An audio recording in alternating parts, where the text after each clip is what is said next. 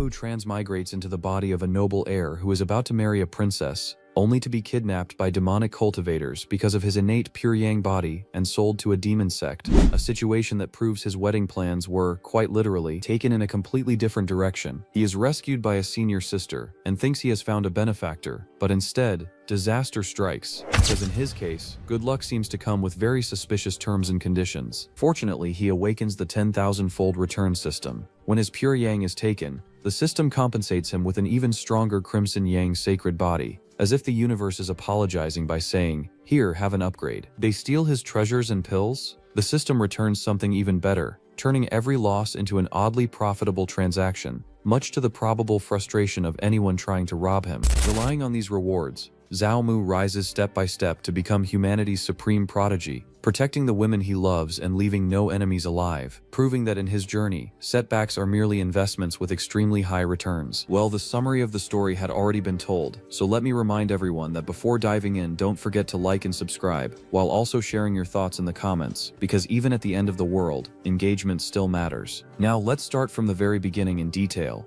Story starts at the Shanwu continent, St. Yuan Demon Sect. A man is bound and begs his senior sister to let him go. Woman presses down on man and refuses, making it clear she will not release him. She laughs softly and tells him that today is his big wedding day. She asks whether he truly has the heart to let his concubine stay alone in an empty room. The man explains that his name is Zhao Mu, and that, although it sounds ridiculous, he is truly a transmigrator. While the woman questions whether the body of his concubine is no longer enough to satisfy him, he describes her as a woman who satisfies her perverted desires by role-playing different characters. She asks if she should change into something else, and he immediately states that she is definitely not his wife. He recounts that 1 year ago he transmigrated into a noble son of the continent, and even had a marriage contract with a princess of the dynasty. Just as he was about to reach the peak of life, he was kidnapped by a gang of demons from the St. Yuan Demon Sect. He never imagined back then that becoming a prisoner was just the beginning, and the real nightmare was yet to come. It turned out that his pure yang constitution was the best supplement for cultivating the 9 yin mystic art. He states that he became a tool for them to improve their cultivation base. He adds that even though he was full of pure yang energy, it did not change his situation. While the woman asks why he has not gotten into the mood yet, he states that he has now reached the brink of death as he coughs up blood. He says that he does not want to die yet. The woman says that being able to die at her hands should make him feel honored. She presents a solidifying yang pill, and explains that it will refine his medicinal power, stimulate his pure yang constitution, and help her 9 yin mystic art break through with the pure yang energy he has. The man named Zhao Mu struggles, gasping, and the woman says that if helping her break through means his death, then so be it, but he begs her not to let him go. He questions whether he is really going to be drained to death like this, clenches his bleeding fist, and declares that he is not resigned to this and will never give up. An unknown system reports that an extremely strong will to survive has been detected, that the return system has been awakened successfully, and instructs the host to bind the system sphere. He grips the glowing system sphere and realizes that a chance to turn things around has finally arrived. The system reports that binding has been detected, that the host received the system too late, and that compensation is being issued, guaranteeing the first return to be a 10,000-fold reward. The woman teases that although Zhao Mu's mouth refuses, his body is quite honest.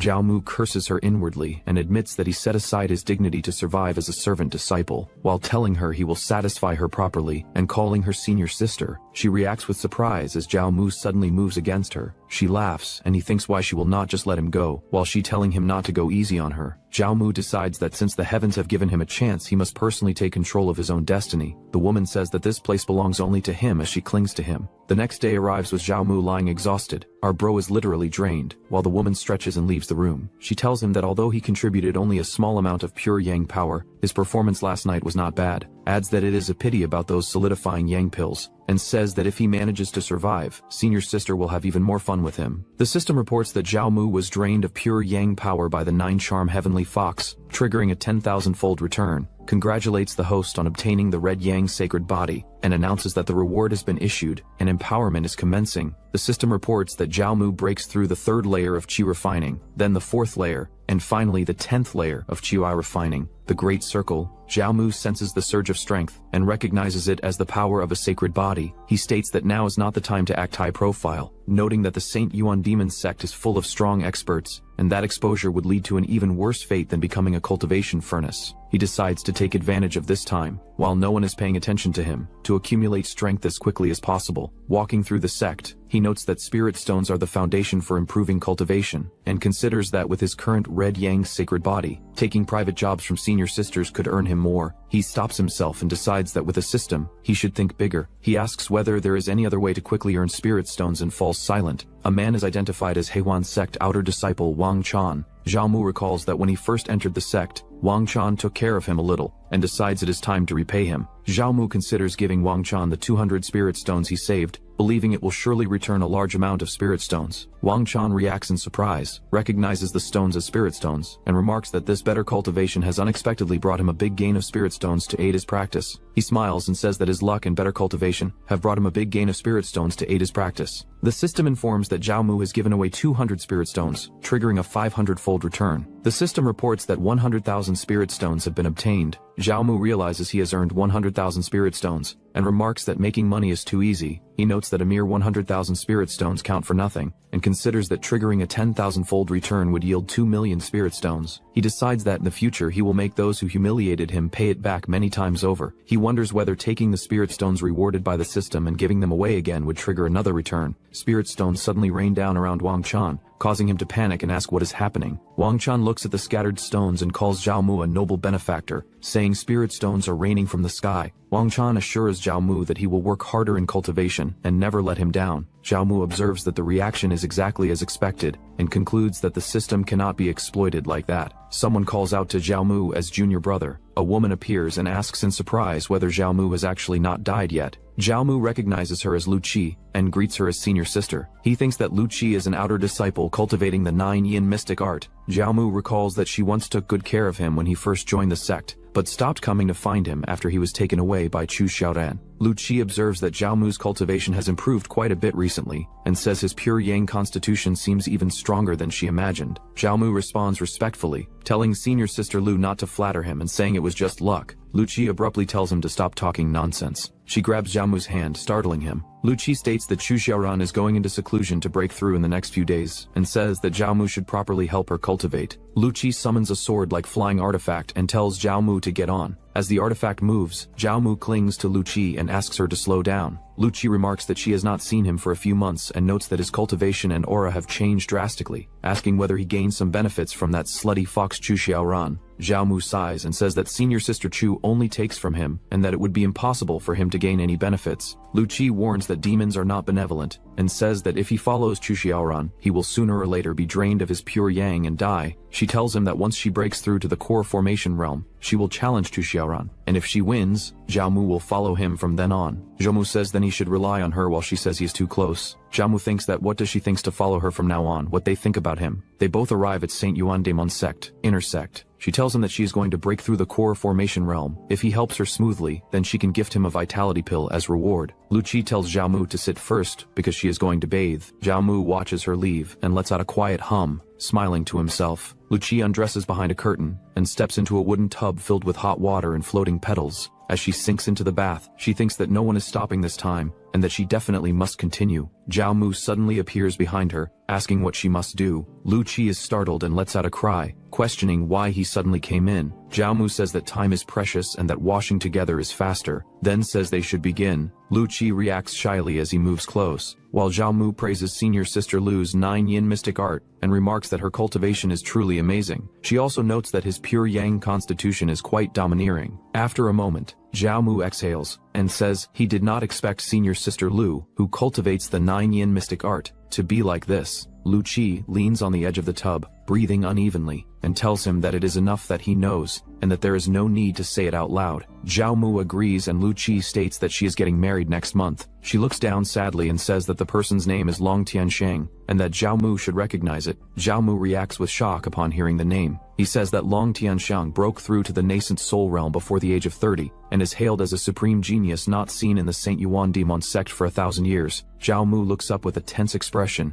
and states that the man has comprehended sword intent on his own, and is a powerhouse listed among heaven's prides. Zhao Mu covers his face with one hand. She explains him that when Long Tianxiang cultivated an ancient sword manual in the past, he damaged his own meridians and became a eunuch. She adds that as long as nothing is said, outsiders will not know. Zhao Mu reacts in confusion as Lu Qi presses a hand against his chest. She states that if she did not truly like him, she would not give him her most precious thing. Zhao Mu softly addresses her as senior sister. She then leans in and covers his eyes with her hands, their faces drawing close. Outside the room, their silhouettes are visible through the window. He says the senior sister is on the verge of breaking through, and they should continue working hard. While she calls him an idiot, the scene cuts to the next day. Lu Qi lies unconscious on a bed. Zhao Mu sits shirtless and senses a change, stating that it is coming. System panel appears, stating that Red Yang power was drained, triggering a body-forged return, and that Red Yang's sacred body intensity has significantly increased. Golden energy erupts around Zhao Mu as he clenches his fist. The system congratulates the host for breaking through to the Foundation establishment stage, and he says that in just this short while, he has already broken through the threshold of the Foundation establishment realm. He says that at this speed, even if he faces Long Tianxiang and the Long family, he will not be afraid at all, and he affirms it. He calls for Lu Qi to wake up and asks where his reward is. Lu Qi reacts weakly. She tells Zhao Mu that he is really too amazing, says she cannot hold on anymore and needs to sleep a bit, and Zhao Mu says there are actually 10 vitality pills and that Lu Qi is truly generous. He thinks that since he has to give away pills anyway, he should not seek far and wide when the target is right here. The system states that he gave away a second-grade vitality pill and triggered a 30-fold return reward, obtaining a third-grade vitality pill. He comments that only 30-fold is not great, then says there are 9 chances left and that even if he does not ask for a 10,000-fold return,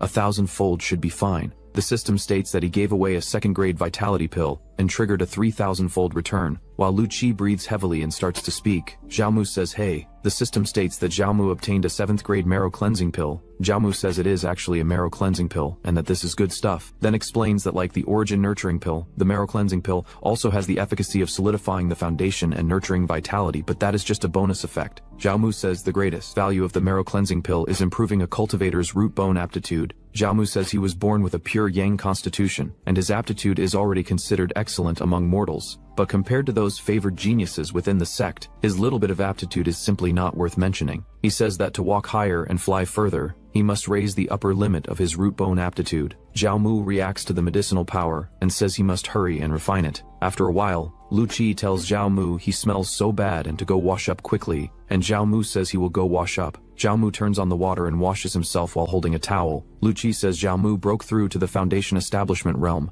and asks if the effects of the origin nurturing pill are really that good. She says that just Foundation establishment would not purify the body to that extent, and asks if Zhao Mu ate some other pill. Zhao Mu thinks that if he let senior sister know he suddenly obtained a marrow cleansing pill, it would be hard to explain. Zhao Mu says it is the credit of his dual cultivation with senior sister, but senior sister Lu Qi seems to not have succeeded in core formation yet. Lu Qi stammers at him. Zhao Mu says that it must be that junior brother did not put in enough effort, and that junior brother will help senior sister once more, free of charge. Lu Qi calls him a madman and asks if he does not want his life. Zhao Mu says this is also so senior sister can break through sooner. After some times, Lu Qi lies dazed on the bed. Zhao Mu tells Lu Qi to take her time breaking through and says he is going back first. The system states that Zhao Mu successfully plucked of pure yang energy, triggering 10-fold return, and that red yang power increased slightly. Zhao Mu moves quickly through the stairs and says this is the power of the Foundation establishment realm, and that his whole body feels lighter. Zhao Mu says that once he gets a flying sword, he can ride the sword into the sky and roam the 4 seas. At Outer Sect Market,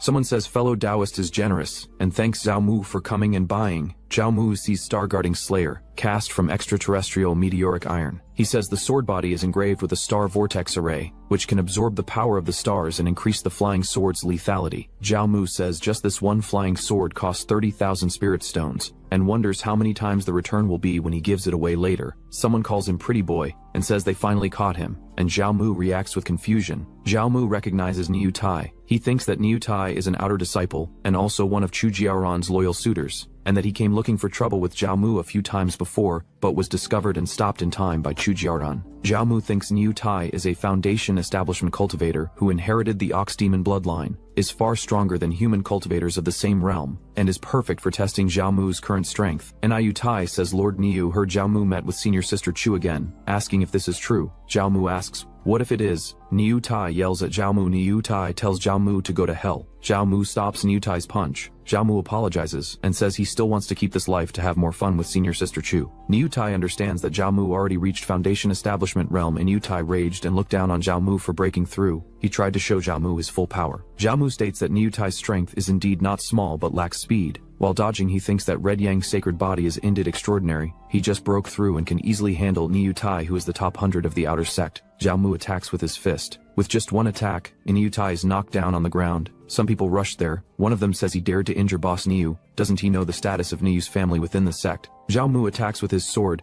Man is shocked while seeing this, then asked what does it mean. Zhao Mu says that flying sword is worth 30,000 spirit stones, so they can use it as medical fee. System tells him about 1,000-fold return, and rewards him with grade 5 flying sword named Heavenly Star Hunter. Both the men try to attack on Zhao Mu from behind. Zhao Mu turned and moved in to attack them. The two men dropped to the ground in pain, shocked by the sudden ambush. Zhao Mu noticed someone there. A woman appears named as Mu Juling, saying she had seen them sneak attack first and questioned why they still dared to complain. Zhao Mu and Mu Juling faced each other in the street. Mu Juling called out Zhao Mu's name and scolded him for being careless. She reminded him that when dealing with enemies he had to cut the weeds and dig up the roots. The remaining men curse at her, but she identifies herself as Mu Juling, intimidating them into retreating. She calls them cowards, then turns to Zhao Mu and presses close, teasing him and flirting openly. Zhao Mu thinks she has been watching him since he joined the sect, and assumes she is only interested in his appearance, not his pure yang power. He recognizes her as Mu Juling of the Saint Yuan demon sect, and notes that others would not expect this side of her. Mu Juling softens and admits she is worried, saying she showed up in time, and asks who would marry her if he died. Zhao Mu responds that dying is not that easy, and Mu Juling declares he cannot be in danger because he is her future husband. She grabs him and tells him to follow her as they leave together through the market crowd. Mu Juling pulls him along while flying through the air with a red aura. He thinks that flying without a flying sword is something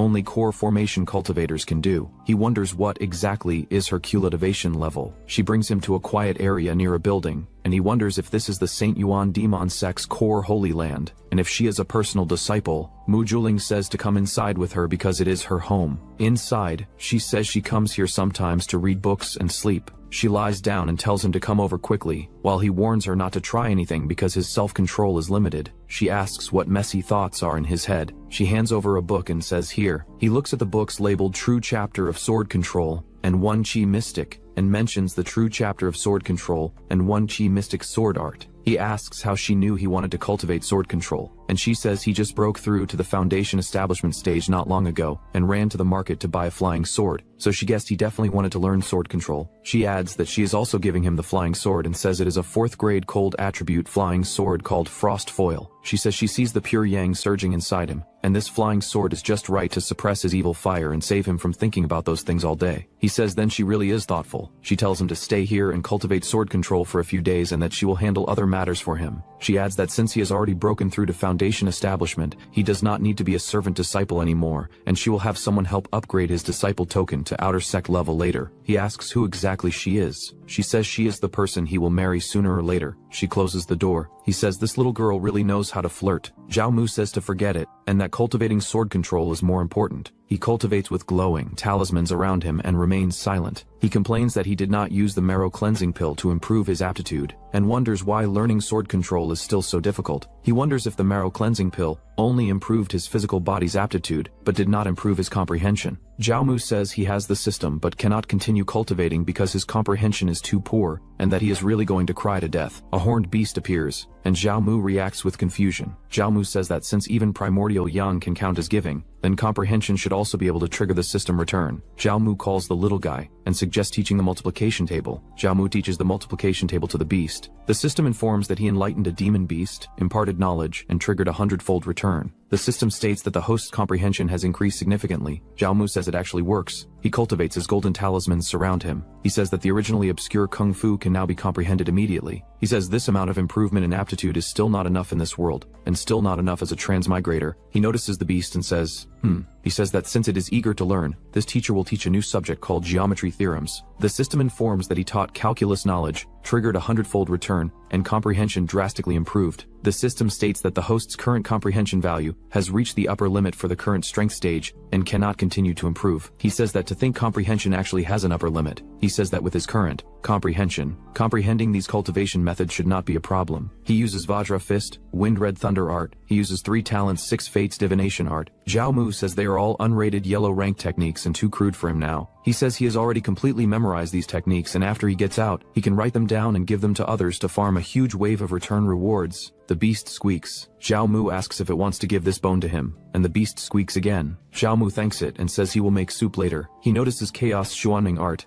and says he did not expect the little guy to actually give him a technique. The system reports a detected technique called Chaos Xuanming art, and that it is automatically learning. Zhao Mu reacts in surprise and groans in pain as blood sprays from his mouth. He says his comprehension has already reached the limit of the Foundation Establishment realm, yet he still cannot comprehend this technique, and wonders if it could be an Earth rank or even Heaven rank technique. Mujuling asks Zhao Mu what happened to him. She says it is all her fault for giving him such a difficult technique to cultivate right away, and Zhao Mu tries to deny it. Mujuling says cultivation cannot be rushed for quick benefits, and that she has prepared food, so they should eat first. Mujuling says she will feed him and tells him to say ah, and she will feed Zhao Mu and tells him to say ah. He thinks that since Mujuling is here, that would mean something. Mujuling tells him to eat a little more. Zhao Mu says he will give this technique to her to see if it is of any use. Mujuling reacts with She asks where he got this technique from. Zhao Mu says a small demon beast gave it to him. The technique recorded on it is too profound, and he cannot learn it, so he will give it to her. Mujuling notes Chaos Xuanming art. The system states that he gifted an Earth rank technique, Chaos Xuanming art, and triggered a 60-fold return. He thinks it is here. The system states that he obtained an Earth rank high-grade technique, Pure Yang Xuanming art. The system detects that Pure Yang Xuanming art is compatible with the host's Red Yang sacred body, and asks if he wants to mediate empowerment. He agrees and says to talk later. She thinks that she does not know how long empowerment takes, and cannot let Mujuling get suspicious. Mujuling scolds the stinky dog for stealing her technique again and says it almost killed her future husband. Zhao Mu asks if he was killed. Mujuling says fortunately he did not force the cultivation, that he has a pure Yang constitution, and that this Xuanming art possesses chaos attributes. She says this clashes with his pure Yang body, and if he forced the cultivation, his meridians might have exploded and caused death. Zhao Mu realizes it was not his comprehension that was wrong, but that this technique clashes with his constitution. Mujuling says his constitution is special. Suitable techniques for him are rare, and she needs time to collect them, so before that he should cultivate some basic introductory techniques to accumulate experience. Zhao Mu says she treats him so well and asks what exactly she is plotting.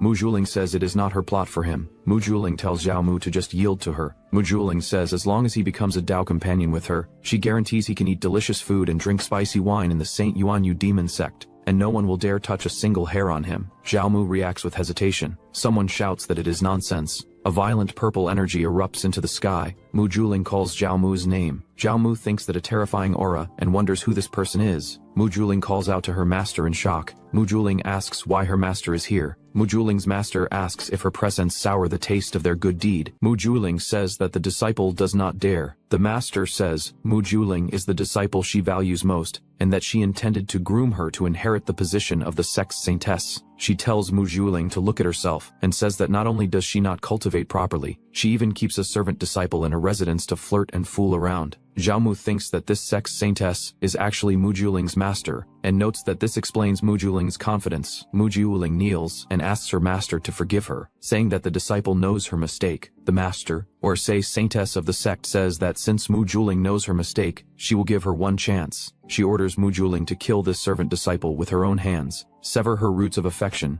and then follow her back to Purple Cloud Peak, to enter closed-door cultivation for 30 years. Mujuling kneels in shock while a sword stands before her, and Zhao Mu remains restrained by purple energy. Mujuling says this has nothing to do with Zhao Mu, that if the disciple kills Zhao Mu, her Dao heart will surely be affected and she fears her cultivation will be hard to advance further. The saintess asks if Mujuling is threatening her. Purple energy surges violently as Mujuling and Zhao Mu are pressed down, both struggling under the pressure. Zhao Mu appears behind Mujuling restraining her, and thinks that the saintess truly intends to deal a lethal hand to her own apprentice. Mujuling weakly calls out to her master. Mujuling notices Zhao Mu, and asks if it is him. Zhao Mu urges Mujuling to hurry and harvest her spiritual power through him. Zhao Mu grips Mujuling from behind as golden energy flares around them. The saintess observes and realizes Zhao Mu has a pure Yang body. then corrects herself, and says he has awakened the Red Yang sacred body. She praises Mu Juling's judgment, and says the Red Yang sacred body is rarely seen, acknowledging that Mu Juling does have potential. Mu Juling mocks that if she had known earlier about the Red Yang sacred body, she would have tied Zhao Mu to the bed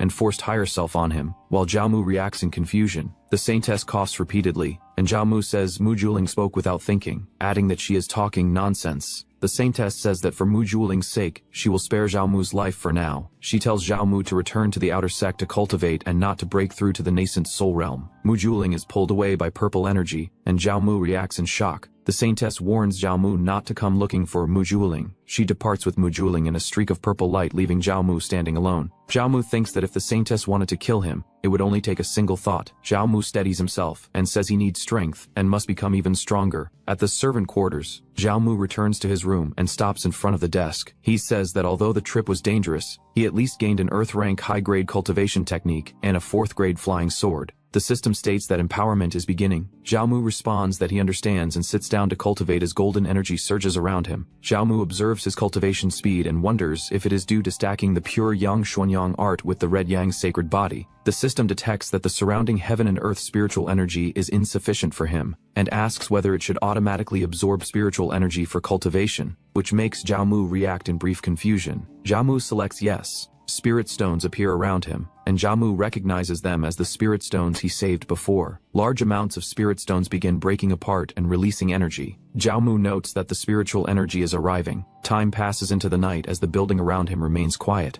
Zhao Mu senses something off and looks down. He realizes that the spirit stones he saved were used up, calculating that 70,000 were consumed in one night. Zhao Mu acknowledges the cost but says that breaking through to the 3rd layer of foundation establishment in one night is not bad. Zhao Mu stretches as he steps out and thinks that next he needs to figure out a way to make money. Several people stop him and call out his name. A group of servant disciples stands before him, led by Hu Chang, who mentions that he heard senior sister Chu gave Zhao Mu quite a few benefits. Hu Chang asks whether Zhao Mu is not planning to show some appreciation to them. Zhao Mu watches Hu Chang acting arrogantly, and recalls that Hu Chang relies on his decent cultivation to bully men and dominate women in the servant quarters, and that before, a new servant disciple contradicted him, and was beaten to death that very night. Zhao Mu directly questions Hu Chang, accusing him of robbing people all day and asking if he must have saved quite a few spirit stones. Hu Chang becomes angry and asks what business it is of Zhao Mu's. He attacks Zhao Mu, declaring that Zhao Mu is looking for a beating. Zhao Mu calmly avoids the attack and says it is too slow, adding that with just this, Hu Chang wants to beat him. Zhao Mu counterattacks and tells Hu Chang to learn from this. The other servant disciples rush over, calling out to Brother Chang and asking if he is okay. Hu Chang coughs heavily and stares in shock, saying that Zhao Mu actually did it. He realizes that Zhao Mu actually broke through to the foundation establishment realm. Zhao Mu stands calmly with blazing energy around him and asks if it is that obvious. Hu Chang tells the others not to just stand there staring and to attack together. The others agree. They rush forward toward Zhao Mu, standing calmly ahead. 2 of the muscular men swing their glowing fists down at Zhao Mu. He steps in between them and avoids the blows as their attacks crash past him.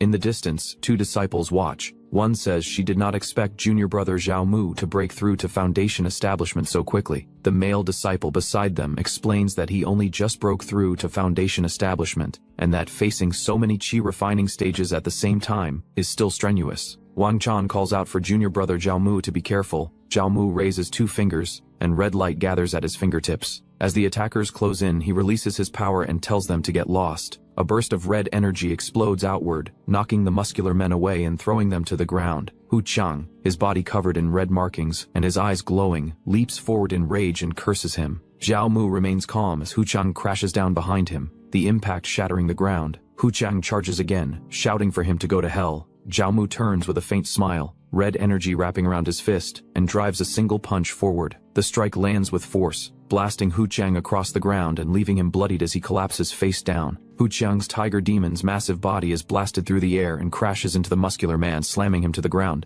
Hu Chang, blood dripping from his mouth, glares forward and tells Zhao Mu to just wait for him. Zhao Mu stands with red energy rising around his body. He steps forward and presses his foot down on Hu Chang's fallen tiger demon's head. He tells him to shut up. People from the crowd praise Brother Zhao, saying he vented their anger for them. They remark that those tiger demons usually throw their weight around, and that no one expected them to finally kick an iron plate today. Zhao Mu raises a hand and tells everyone to wait a moment. Red energy coils from his hand and pulls a storage bag toward him. He stands over the unconscious Hu Chang while holding the bag. He explains that these are the spirit stones Hu Chang usually robbed, and that today he will return them all to their original owners. He opens the bag and calls out. A large number of colorful spirit stones burst into the air and scatter outward as he throws them. The crowd kneels and reaches up as the stones fall around them. They shout "Long live Zhao Mu" and exclaim that there are so many spirit stones. The system reports that he gifted 9,000 spirit stones, triggering a 1,000-fold return and obtaining 9 million spirit stones. Zhao Mu smiles and thinks that now he will not be lacking spirit stones for a little while. Zhao Mu tells senior brother Wang Chan that he has taken care of him since he entered the sect, and asks him to accept this. He explains that it is actually a qi refining pill. Wang Chan refuses, saying it is too precious,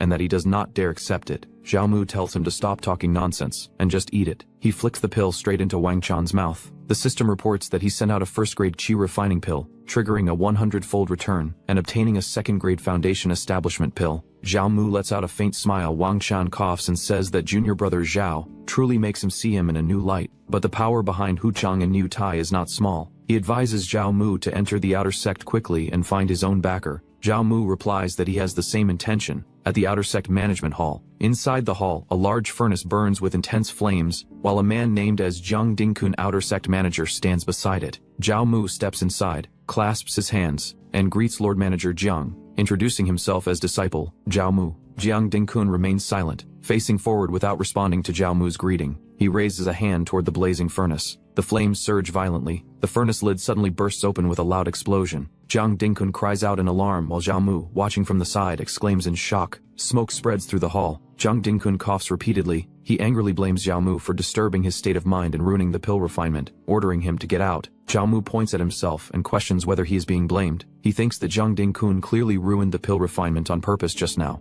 and based on the temperature, what he was refining was not the precious purple qi pill at all. He wonders why Jiang Dingkun is making things difficult for no reason, and considers that someone might be instructing him from behind the scenes. Jiang Dingkun, still irritated, asks why he has not left yet, and says he does not want to see him. Zhao Mu tells him not to be anxious, and takes out 50,000 spirit stones, asking him to accept them with a smile. Jiang Dingkun, holding a teacup, spits out his drink in shock. He immediately changes his attitude, laughing and saying that since little brother is here to process the outer sect disciple nameplate, he will handle it right away. Zhao Mu responds that he will trouble Manager Jiang. He smiles and asks whether Manager Jiang can tell him who wants to stop him from promoting to an outer disciple. Jiang Dingkun responds that he only takes money to solve problems for people and does not dare to do things like selling others out. Zhao Mu nods and says he understands. He then brings out more spirit stones and wonders if these are enough. Jiang Dingkun's expression changes in surprise. He coughs and tells Zhao Mu to come closer. Zhao Mu steps forward and says good. Jiang Dingkun form a pattern with small stones scattered on the ground. Zhao Mu realizes that it is actually Chu Jiaoran.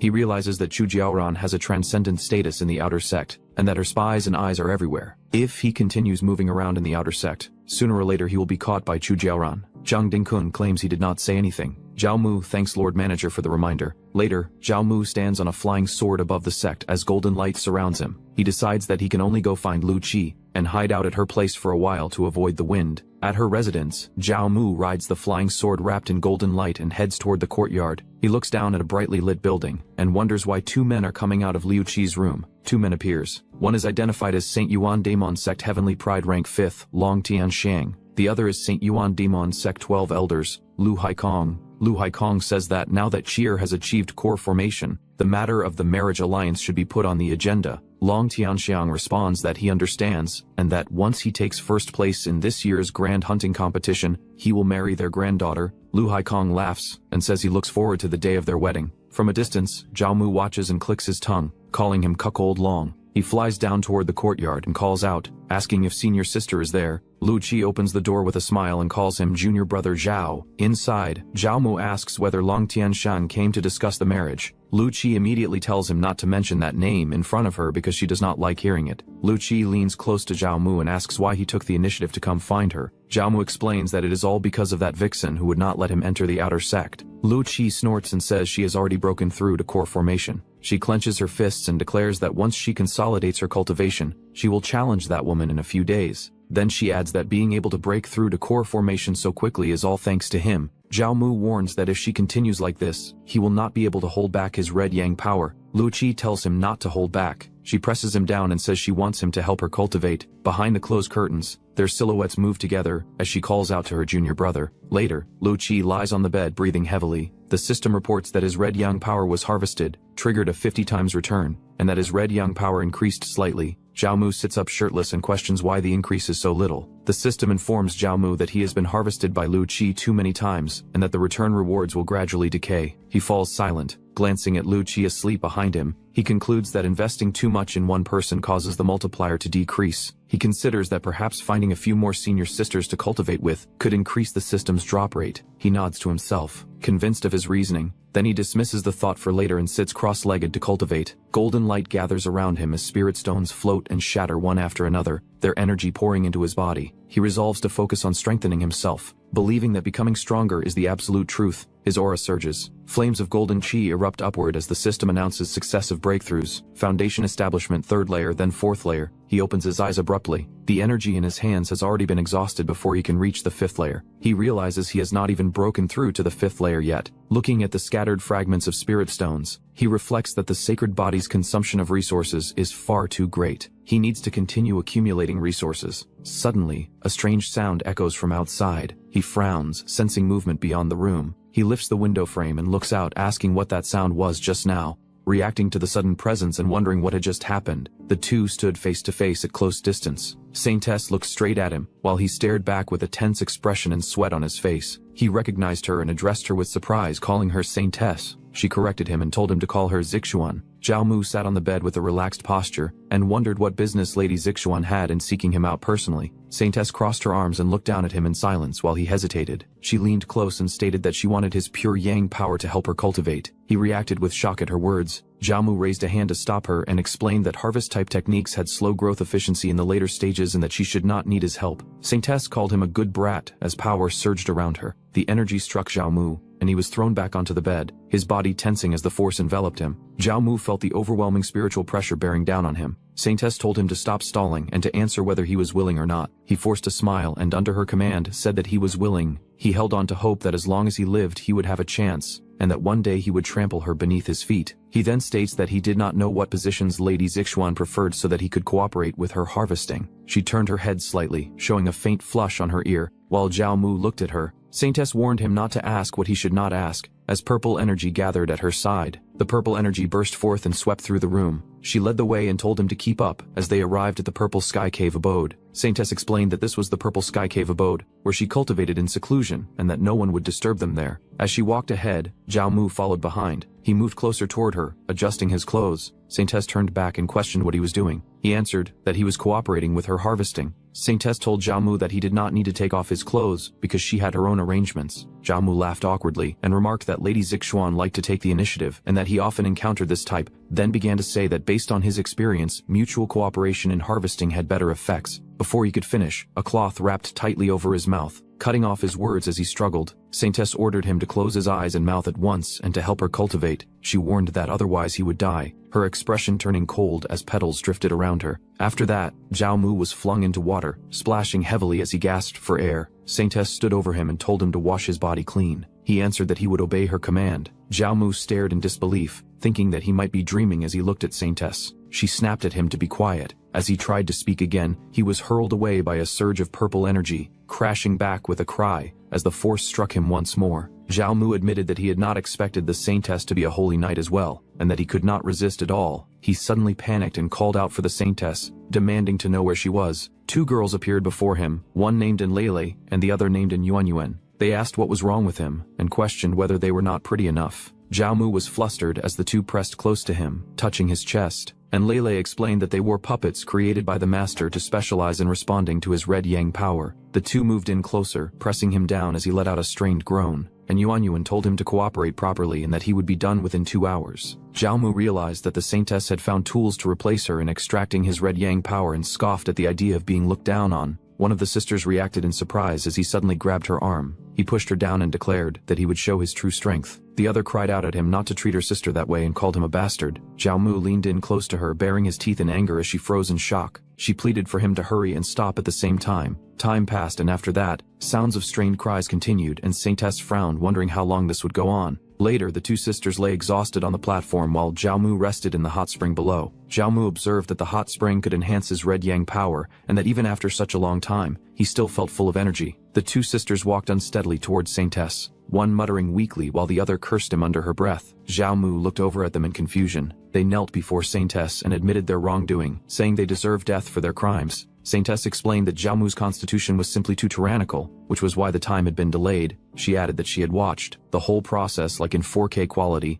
and that the matter was not their fault. Saintess instructed the two to leave the red yang liquid behind and go down to repair and heal. The two bowed in unison and agreed, then turned and left as ordered. Saintess noticed Zhao Mu standing behind her and reacted with mild surprise. Zhao Mu asked whether his performance this time had been decent. She crossed her arms and judged that it was only so-so. Saintess extended her hand and told him that this was his reward. A glowing pouch flew toward him, and he reacted in surprise as he caught it. Zhao Mu recognized the contents as 10 million spirit stones and 4 bottles of top-grade Foundation Establishment pills, smiling in satisfaction. He praised the Saintess for her generosity as expected. Saintess asked why he was still lingering there and what he was standing around for. He hesitated and stalled. Zhao Mu suggested that if she wanted to absorb red yang power, the effect would be better if they directly dual cultivated. Saintess flushed, stared at him, and cut him off. She ordered him to get out and said she did not want to see him right now. Zhao Mu called out to her in confusion, and a surge of purple power erupted and flung him away. Zhao Mu reappeared inside the room, still wrapped in the remaining force, and let out an awkward sound. He realized he had been sent back to Li Qi's side again, and remarked that the Saintess's methods were indeed ruthless. The system reported that he had contributed a large amount of red yang power to Zixuan,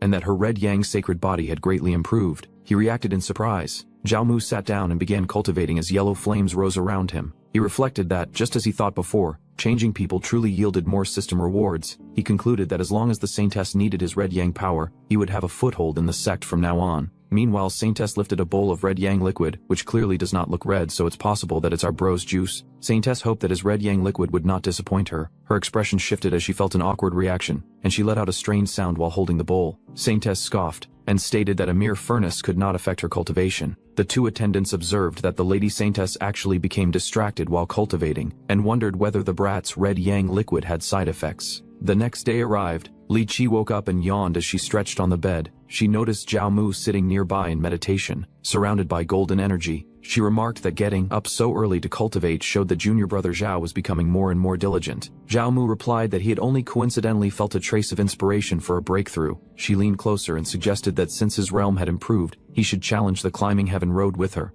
Scene shifts at Climbing Heaven Road. That is an ancient secret realm of the St. Yuan demon sect. It has a total of 12 layers. Generally, those who can ascend to the 3rd layer are qualified to rank within the top 100 of the outer sect Heavenly Pride rank. Starting from the 3rd layer, great demons at the core formation level will appear. Lu Qi explains that Chu Jiaoran is ranked 9th on the outer sect Heavenly Pride rank, and that she can persist for the time of 1 stick of incense on the 4th layer. Zhao Mu tells his senior sister that she actually does not have to go to such lengths for him. Lu Qi replies that this is not only helping him but also helping herself, cause people always say Chu Jiaoran is the female cultivator with the most potential in the outer sect, but she cannot agree. She intends to see, between the human race and the demon race, exactly which side is truly superior. Zhao Mu thinks that although the St. Yuan demon sect treats humans and demons equally, struggles and rivalries still exist between them. He then states that he is also an outer disciple now, so it just happens that they can go together. Lu Qi happily agrees. The two of them walk forward together toward the swirling purple gate of Climbing Heaven Road. Some cultivator comes out, and a cultivator sighs that he has failed again, and complains that the monsters on the 3rd layer of the Climbing Heaven Road are truly terrifying. Another admits he does not know how those heavenly prides managed to pass it. Someone else dismisses the complaint, remarking that otherwise they would not be called heavenly prides. They respectfully speak to senior brother Niu, saying he is still formidable. During this challenge of the Climbing Heaven Road, his ranking has risen by 47 places. They add that given time, he will surely secure a place within the top 10 of the outer sect Heavenly Pride rank. One of them asks how he suddenly became so much stronger during this period.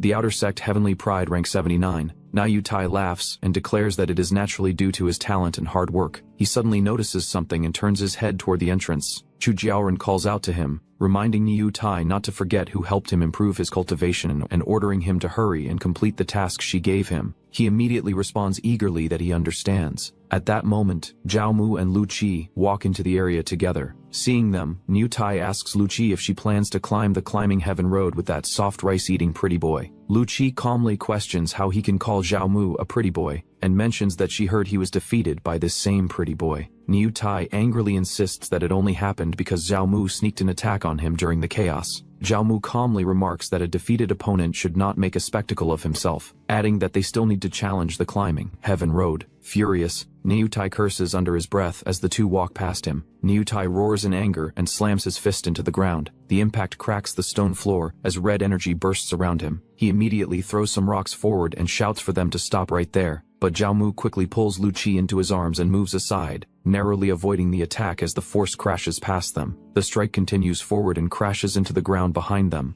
leaving a deep mark on the stone surface. The system informs Zhao Mu that outer disciple Niu Tai has issued a sparring challenge and asks whether he chooses to accept or refuse. Niu Tai stands confidently amid the shattered ground and lets out a low laugh. Lu Qi quickly warns Zhao Mu not to accept, explaining that Niu Tai's cultivation has broken through quite a bit and that he should not be provoked. Zhao Mu calmly smiles and reassures her that she can rest easy because he knows his limits. He then remarks that simple sparring is boring and suggests adding a wager. Niu Tai reacts with interest. He declares that if he loses, he will return the second-grade flying sword. Zhao Mu responds that if he loses, he will use the storage ring on his hand as the bet. The challenge becomes effective as Niu Tai and Zhao Mu glare at each other face to face. Around the barrier, several disciples notice the commotion and wonder if there is a challenge match happening. Some say they heard that Niu Tai is fighting the pretty boy from the servant courtyard. Another disciple realizes that it is Zhao Mu, and recalls that he was only recently promoted to outer disciple. Someone else remarks that Zhao Mu supposedly has the pure yang constitution,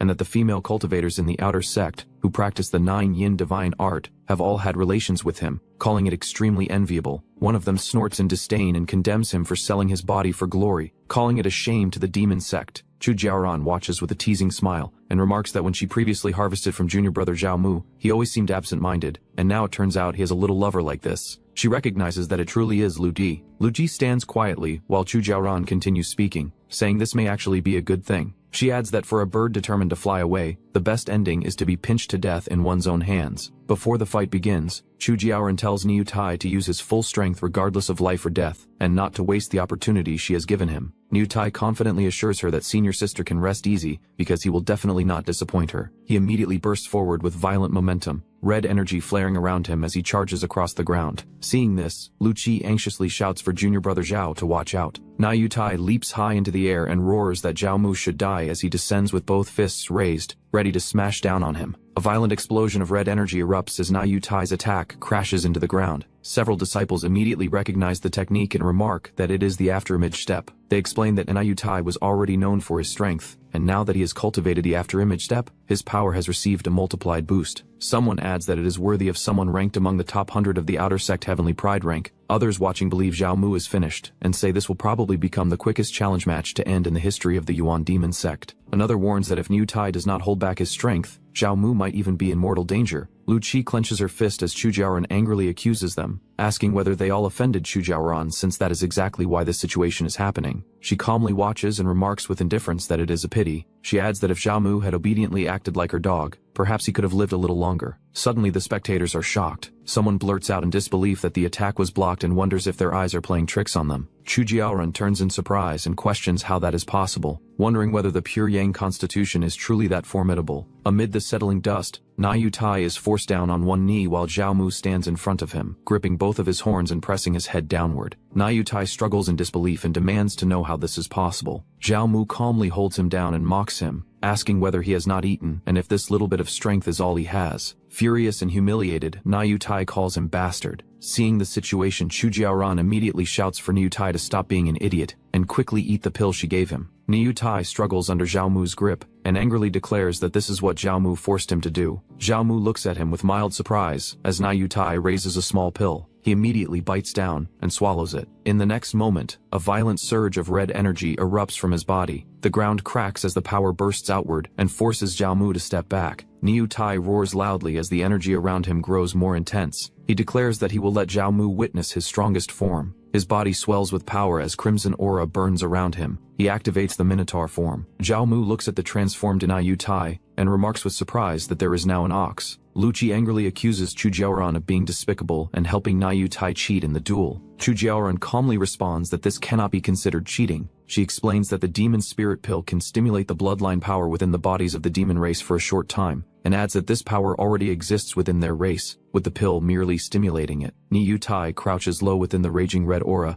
and declares that today he will definitely kill Jiao Mu without leaving an intact corpse. He immediately launches forward and unleashes After-Image Strike. The spectators watch in shock as Na Yutai moves at extreme speed. One of them says the speed is so fast that he cannot clearly see senior brother Na Yu's movements, while another wonders if this is the fully awakened barbaric ox bloodline. Jiao Mu snorts as he dodges the attack and leaves behind Na Yutai afterimages. The powerful strike rushes past, tearing part of Jiao Mu's sleeve and leaving a shallow cut on his arm. He looks at the wound and calmly realizes that the attack did not even directly graze him, yet the wind pressure alone still managed to injure him. Ni Yutai is suddenly blasted backward as a powerful force erupts around him and sends his body flying across the ground. The shockwave spreads through the surroundings, and even the distant gate structure trembles under the impact. Several disciples struggle to remain standing as the force sweeps over them. One of them exclaims that the impact force is far too strong. Another cannot understand how this could be the power a Foundation Establishment realm cultivator should possess, and remarks that core formation would normally be nothing more than this. Someone else states that the physical strength of the demon race truly cannot be compared to the human race. Amid the dust, Ni Yutai steadies himself and lets out a low snort. He glares at Jiao Mu and declares that he will not let him escape this time. With his body still burning with red aura, he charges forward again. Jiao Mu calmly faces him and acknowledges that Ni Yutai's strength is indeed not small. But before Na Yutai can react, Jiao Mu gathers power into his fist as golden energy surges around him. Both of them rush toward each other at high speed. Jiao Mu's fist crashes forward and slams heavily into Na Yutai's face. Ni Yutai's massive body is hurled backward through the air from Jiao Mu's punch. Blood sprays from his mouth as the force sends him spinning before he crashes headfirst into the ground and skids across the stone floor, shattering the surface and leaving a long trail of destruction. Chu Jiaoran watches the scene with shock and cannot believe what she is seeing. Ni Yutai lies buried among broken stone, his body battered and motionless. Someone nearby remarks in disbelief that Jiao Mu actually killed Na Yutai instantly after his demon transformation with just one move, and wonders if the pure Yang constitution is truly this powerful. Jiao Mu stands calmly within a golden aura, as someone questions when he managed to break through to the Foundation Establishment realm, and notes that the power of his punch is even more terrifying than Na Yutai's strength. Lu Qi happily rushes to Jiao Mu's side and praises him. He gently reminds her that many people are watching. She smiles warmly and admits that she truly did not misjudge him. Nearby, Chu Jiaoran crosses her arms and looks at the defeated Na Yutai with clear disgust, calling him useless trash. She then orders the surrounding disciples to carry Ni Yutai away. The disciples immediately bow and acknowledge the order before moving to obey. As several disciples move to carry Ni Yutai away, Jiao Mu suddenly calls out for them to wait. 3 of Na Yutai's companions step forward angrily. They protest that Boss Niu has already been beaten like this and question what more Jiao Mu wants. One of them adds that even if the ox is killed, it only means its head hits the ground, while the others loudly echo their agreement. Jiao Mu calmly smiles and states that he is a reasonable person. He takes out a small pouch and explains that it contains 10,000 spirit stones. He tosses the pouch forward and tells them to consider it the medical expenses for this incident. The pouch bursts open as it lands, and colorful spirit stones scatter across Na Yutai's battered body. One disciple mutters that Jiao Mu is truly arrogant to humiliate Na Yutai like this. Another jokes that if someone gave him 10,000 spirit stones, he would be willing to get beaten as well, while someone else admits that the handsome young man actually looks quite impressive right now. At that moment, the system reports that Ding gave away 10,000 spirit stones, triggering a 100-fold return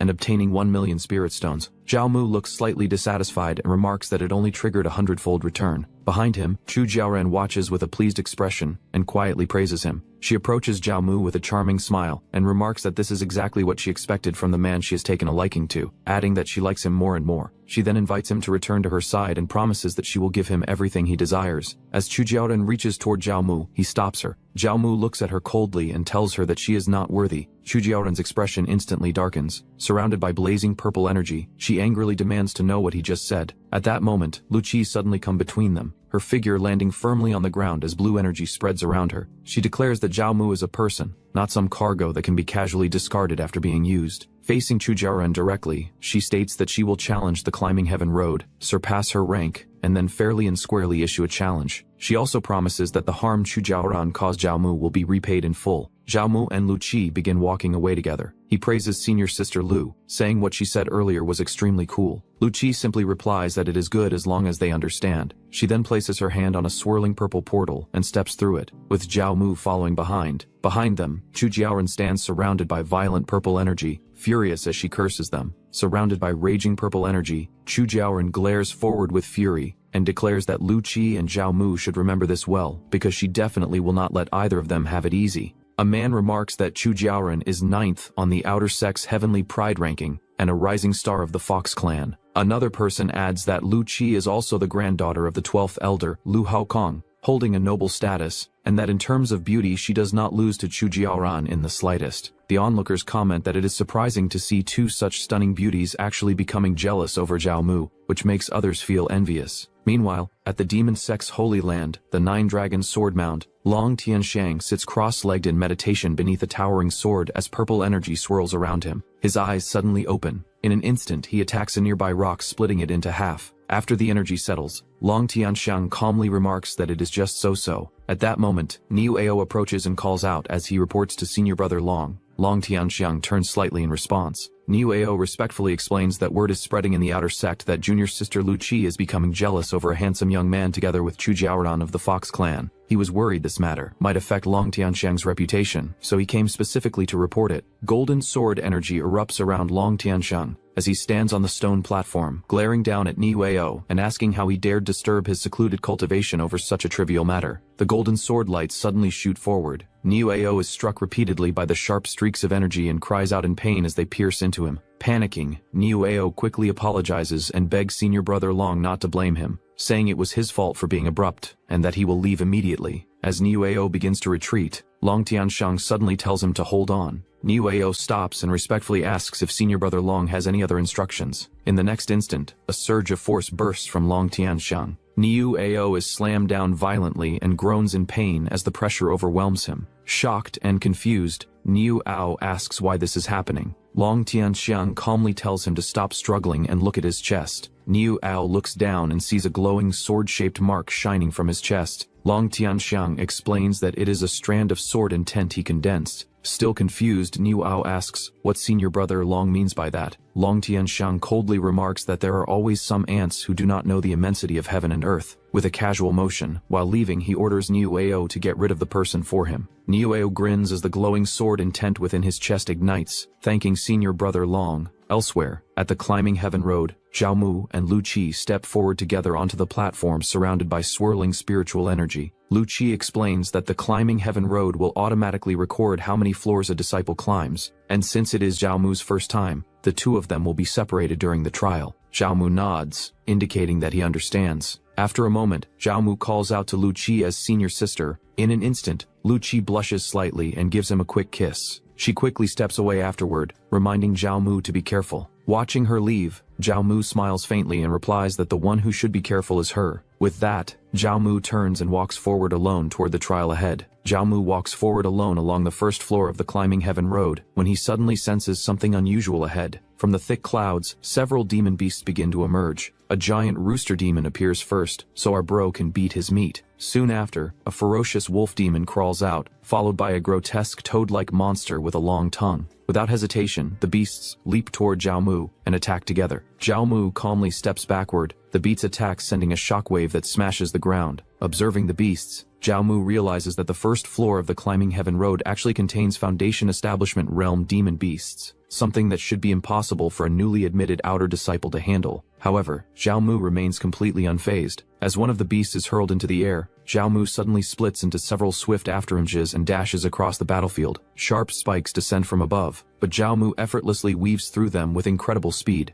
Golden energy begins to surge around him as he smiles confidently. Zhao Mu then declares that it is now his turn to counterattack. He launches his counterattack. As a blazing golden fist surges forward like a meteor, the powerful strike crashes into the group of demon beasts, blasting the wolf into the air and sending the toad and rooster tumbling violently across the ground. In the blink of an eye, the remaining beasts are swept away by the overwhelming force. Standing calmly amid the scattered monsters, Zhao Mu flicks the flames from his hand and remarks that the trial was far too easy. Moments later, an announcement tells him that he has passed the first floor and may choose one of 3 rewards. 3 glowing items appear before him: a sword, a bottle of pills, and a jade technique manual. Zhao Mu's gaze immediately settles on the manual. The manual is a yellow rank high-grade technique called Burning Flame Palm. Zhao Mu smiles slightly, thinking that he had just been worrying about lacking a combat technique that could match his Red Yang sacred body. Receiving this technique now feels perfectly timed. Without hesitation, Zhao Mu selects the manual. Golden runes descend around him as he begins to comprehend the technique. Following the instructions, Zhao Mu first draws the true fire of the sun into his body, then channels the blazing solar energy to strengthen the palm technique. A brilliant golden aura bursts from his hand as the burning flame palm takes form. Zhao Mu then thrusts his palm forward, releasing a blazing strike that shatters the surrounding stone with explosive force. Satisfied with the result, Zhao Mu smiles confidently and declares that the second floor awaits him.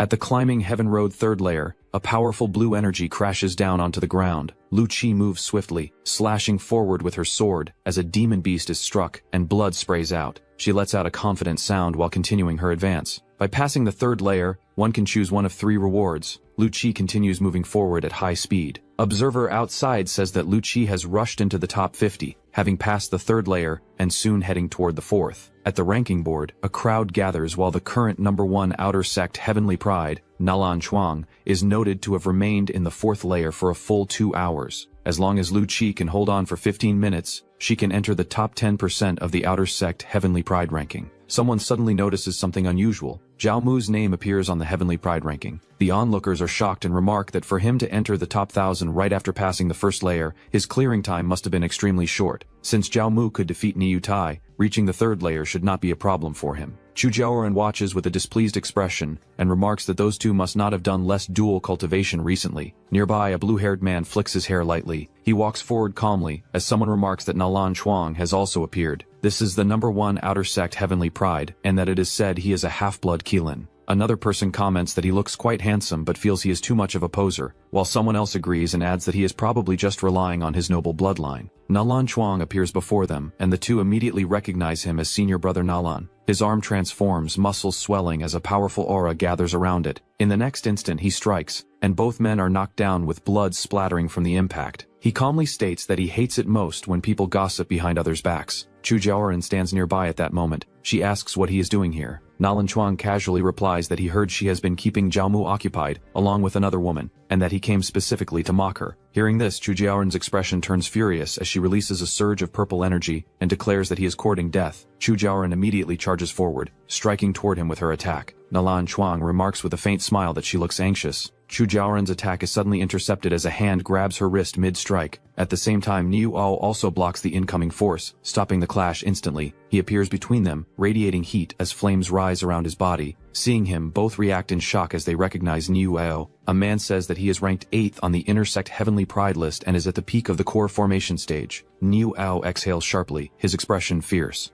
Chu Jiaoren mocks him, asking if he is trying to avenge his cousin now, and whether he is not afraid that Zhao Mu's woman, the elder's granddaughter, will cause him trouble. Niu Ao snorts in response. He then declares that this time it was senior brother Long Tianshang who instructed him, so there is nothing to fear. He tightens his grip as the glowing sword mark on his arm ignites with power. Nearby, Nalan Chuang laughs and remarks that it seems his trip was not in vain. He then observes with interest that a small outer sect disciple is facing a peak core formation expert, finding the situation quite amusing. Suddenly, someone calls out to look over at the ranking board. A man announced that Zhao Mu has already entered the top 200. Another reacts in shock, wondering how it could be so fast. At the climbing heaven road, 2nd layer, Zhao Mu unleashes the burning flame palm, and a blazing strike crashes down, destroying the attacking demon beast in an instant. He got to know that by passing the 2nd layer, he can choose one of 3 rewards. 3 items appear before Zhao Mu. He looks at them and remarks that saber techniques are useless to him, and origin nurturing pills are no different from jelly beans. He then decides to choose the remaining option. A 2nd-grade flying sword named White Jade Glow appears. Zhao Mu controls the flying sword with a gesture, letting it circle around him. After observing it, he concludes that this grade is completely inadequate, and that he needs to find a way to give it away. He then walks toward the portal leading forward and pauses slightly, reacting with a brief sound. On the next layer, multiple demon beasts emerge at once, surrounding him. Facing the overwhelming number, Zhao Mu remarks that this is far too many. Zhao Mu realizes that it is no wonder most outer disciples only have the ability to pass the third layer after breaking through to the core formation stage. Golden energy surges around him as he gathers power in his hands. He then unleashes a massive burst of force upward, causing a violent explosion that shakes the surroundings. He continues forward and states that since he is already here, even if he cannot pass, he must test the upper limit of his strength. A demon beast reacts in shock at his speed.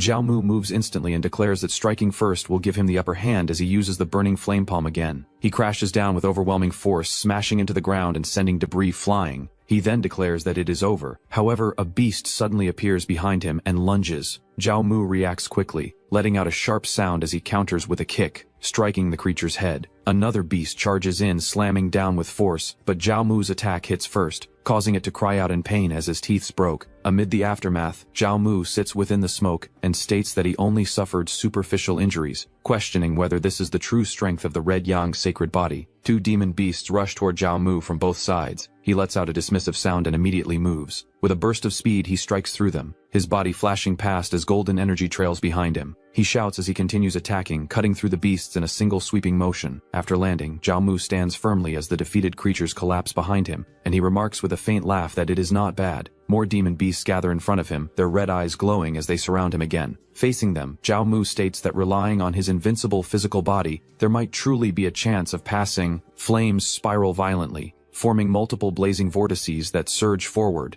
Zhao Mu walks straight ahead, both of his hands wrapped in burning fire as the flames roar upward. The firestorm engulfs everything in front of him, swallowing the remaining demon beasts completely. Amid the blazing inferno, Zhao Mu smiles and states that he actually succeeded. Green energy begins to circulate around his body, rapidly healing the wounds across him. He explains that under the constant baptism of the Red Yang power, his physical body is not only resistant to damage, but its recovery ability is also extremely fast. With renewed strength, Zhao Mu considers that he may now have the ability to challenge the fourth layer. Well, upon passing the third layer, one may choose one of three rewards. Zhao Mu looks at the three floating options and recalls that pills and magical treasures obtained in the climbing heaven road cannot be used inside. After thinking, he concludes that if he wants to challenge the fourth layer, he can only choose a new cultivation method. He reaches out toward the glowing manual. Sitting down, Zhao Mu begins cultivating as energy gathers into his hands. He reflects that the climbing heaven road has no time limit, so it will not be too late to challenge the fourth layer after mastering this technique. Meanwhile, a disciple stares in disbelief and questions whether there has been a mistake. Another immediately refutes it, stating that the climbing heaven grand array was created by the Saint Yuan Patriarch and has never had a single error in 8,000 years. The ranking board updates, displaying Zhao Mu in 13th place. The disciple exclaims in shock, wondering how Zhao Mu managed to achieve this. Another calls Zhao Mu a monster, stating that he broke through the third layer in less than half a quarter of an hour. Chu Jiaoren frowns as she listens, her expression turning serious. Others point out that Zhao Mu is only at the fifth layer of foundation establishment. Even an early-stage core formation cultivator might not reach such speed. Chu Jiaoren questions what kind of opportunity Zhao Mu encountered to improve so terrifyingly. Niuao steps forward, mocking the crowd and saying that a mere outer sect heavenly pride ranking is enough to shock them like this. He declares that the outer sect is full of worthless people. At that moment, a disciple suddenly shouts that Senior Sister Lu has come out. Lu Qi emerges from the purple portal. A disciple announces that she lasted a quarter of an hour on the fourth layer and is temporarily ranked 9th. Another says that she has pushed Chu Jiaoren down to 10th place. The surrounding crowd congratulates her. Lu Qi calmly responds that it is nothing, and Chu Jiaoren says that moving up a few places is nothing to be proud of. Lu Qi smiles calmly and remarks that it is only a few places, but still slightly better than a certain vixen. Chu Jiaoren snorts coldly in response. Chu Jiaoren then challenges her, saying that even if Lu Qi surpassed her, inner-sect senior brother Niuao is present, and asks whether she can protect Zhao Mu from him. She gestures toward Niuao and lets out a soft laugh. Lu Qi identifies Niuao as Niu Tai's older cousin. Her expression turns serious as she realizes the situation. She concludes that Niuao came because of Niu Tai, meaning Zhao Mu is now truly in trouble. Meanwhile, Zhao Mu sits cross-legged, surrounded by crackling purple lightning. A streak of lightning flashes across his eye as his gaze sharpens. He activates a technique, releasing surging arcs of lightning. The attack strikes outward, blasting the ground and shattering stone. Zhao Mu reflects that lightning attribute cultivation methods are indeed difficult to practice. The attack range of the purple lightning entanglement is quite large. He concludes that the move will be especially useful when fighting multiple enemies at once. Zhao Mu exhales lightly and says he has rested enough. He looks ahead at the next level and wonders what kind of enemy awaits him on the fourth layer. a fierce beast suddenly appears, baring its fangs as it lunges forward. Flames ignite across the beast's body as it crouches and prepares to strike. Zhao Mu faces it alone in the vast arena. He feels immense pressure from just this single beast. He resolves that he can only do his best. The beast charges with explosive speed. Zhao Mu reacts instantly, but the creature's attack cuts into him, drawing blood.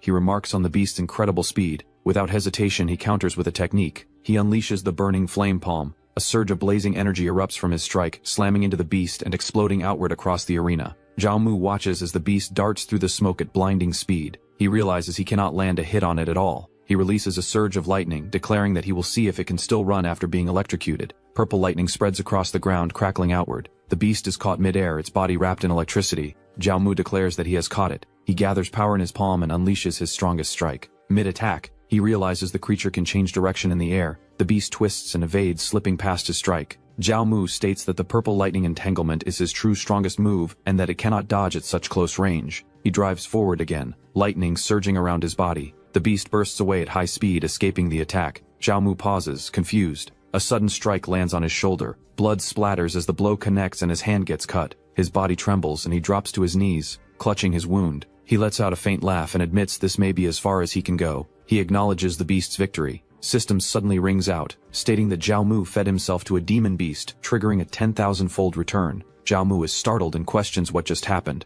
A surge of energy bursts from his arm. Golden light rapidly spreads across his body. His flesh transforms, glowing with immense power. Flames erupt around him as his aura rises dramatically. His eyes sharpen, filled with newfound strength. The system announces that he has obtained the human emperor bloodline. Zhao Mu reacts in shock as he realizes the 10,000-fold return and the human emperor bloodline, his body surrounded by rising golden energy. Well, when heaven and earth were first created, 100 races rose together and warlords fought for dominance. The human race once fell into weakness and was nearly driven to extinction, with powerful monsters looming over them. At that critical moment, a group of unmatched experts emerged from the human race, standing against the overwhelming enemies. Their bodies and bloodlines are tempered to the absolute limit, gaining unmatched and invincible combat power, and they turn danger into safety, defeat powerful enemies, and continue the inheritance of the human race. He stands within the golden flames, clenching his fist as he believes that one day he too can walk upon the river of stars and eliminate all invading enemies. He stands below, surrounded by a blazing golden aura as debris lifts around him when he just checks his power while attacking. The beast notices him and reacts in alarm. Zhao Mu faces the beast calmly and asks if the little leopard still wants to keep playing. While the beast growls and steadies itself, the beast lunges forward with claws extended, but he remains composed and remarks that now it truly looks too slow. As the attack reaches him, Zhao Mu moves instantly and strikes, his motion blurring as he counters. The next moment his attack lands cleanly through the beast's body. The strike splits through it as blood scatters, ending the exchange in a single decisive blow. He exhales lightly as the smoke settles around him. Bypassing the fourth layer, he is allowed to choose one of 3 rewards: a 4th-grade Windwalk pill, a 4th-grade artifact Frostfall spear, or the black-rank mid-grade technique Great Steel Cleaving Hand. Seeing them all, he finds them good but notes it is a pity he can only choose one, then casually decides to pick a pill and give it to someone else. He looks outward and remarks that it should have become quite lively outside by now. Outside, a man calls everyone to come take a look as Zhao Mu's ranking has changed again, announcing that Zhao Mu has become first place on the Outer Sect Heavenly Pride rank. Lucci reacts with surprise, expressing that Zhao Mu actually did it, and Chujiaran wonders how it is possible for him to be number 1 in the Outer Sect. Nuoao thinks that for someone to become number 1 in the Outer Sect at only the 5th layer of Foundation establishment, he will need to use his full strength to obliterate him later. At that moment, Zhao Mu appears within a swirling purple vortex, marked by sudden alert. Several powerful demonic beasts stand together, their presence looming heavily. He faces the group of towering demonic beasts and notes that 5 mid-stage core formation great demons appearing together feels a bit exaggerated. As their shadows loom with glowing red eyes behind him, he raises both hands casually and tells the big shots there is no need for them to make a move, as he already knows his own limits. A powerful strike suddenly cuts across his body as a beast attack, but he calmly adds that they should not be impatient. One of the demons reacts angrily. Zhao Mu smiles lightly and tells them to wait until he has the strength next time to come challenge them again, adding that he believes it will not take too long. Outside, the gate opens, drawing attention. The crowd gathers as someone calls out for others to look, announcing that Zhao Mu has come out. Seeing the large number of people, Zhao Mu looks around and wonders if they are all here to welcome him. Nuoao charges down from above with overwhelming force, slamming towards Zhao Mu as the ground cracks beneath the impact. Niuao faces him and declares that Zhao Mu has finally come out, adding that he has been waiting for a long time. Both chicks step forward to stand between them, positioning themselves protectively in front of Zhao Mu. Lucci warns him to be careful, explaining that the opponent is Niuao, ranked 8th among the intersect heavenly prides, while Chu Jiaran urges Zhao Mu to run first as they will hold the enemy back. Zhao Mu reacts in surprise. Zhao Mu understands Lucci is helping him, then looks at Chu Jiaran and asks what she is planning. Chu Jiaran responds that she naturally has her own reasons. Niue realizes that for Chu Jiaran and Lucci to protect Zhao Mu so firmly, the people behind them must have noticed Zhao Mu's potential, and he decides he cannot delay and must kill Zhao Mu before the elders arrive. He then orders them to get lost bitches, declaring that no one will stop him from avenging his cousin, and immediately launches himself forward in a powerful attack. As the attack rushes in, Zhao Mu remains seated calmly, letting out a steady breath. He then states that the warm-up is complete, and expresses his intention to experience the strength at the peak of core formation. Zhao Mu surges forward, wrapped in golden light, and the power of the human emperor bloodline bursts out as he drives his fist straight into Niuao. A massive explosion spreads outward from the impact, forcing everyone nearby to brace themselves. The onlookers are stunned, realizing this is truly the strength of the 5th layer of Foundation establishment, and that he can directly withstand the peak of core formation. They notice the radiance covering his body and begin to suspect its source. Niuao immediately recognizes it as the human emperor bloodline. Zhao Mu presses his palm against Niuao's attack and states that in a contest of strength, Niuao might not necessarily be his match, leaving Niuao shocked. Niuao grows tense, thinking about how many secrets Zhao Mu is hiding, and admits he can no longer hold back. With a fierce shout, he launches another heavy strike downward, his power surging violently. Lucci shouts for Zhao Mu to run quickly. Niuao gathers his strength into the glowing blade from his chest and declares that Zhao Mu should die, stating that dying under this sword intent would be an honor. Zhao Mu is surrounded by golden radiance as his long hair whips upward, his expression steady while he raises his hand and gathers power, forming a sharp golden energy in front of him as he prepares to face the incoming strike. Niuao releases a burst of flames from his chest towards Zhao Mu, who leans back in shock as the attack reaches him.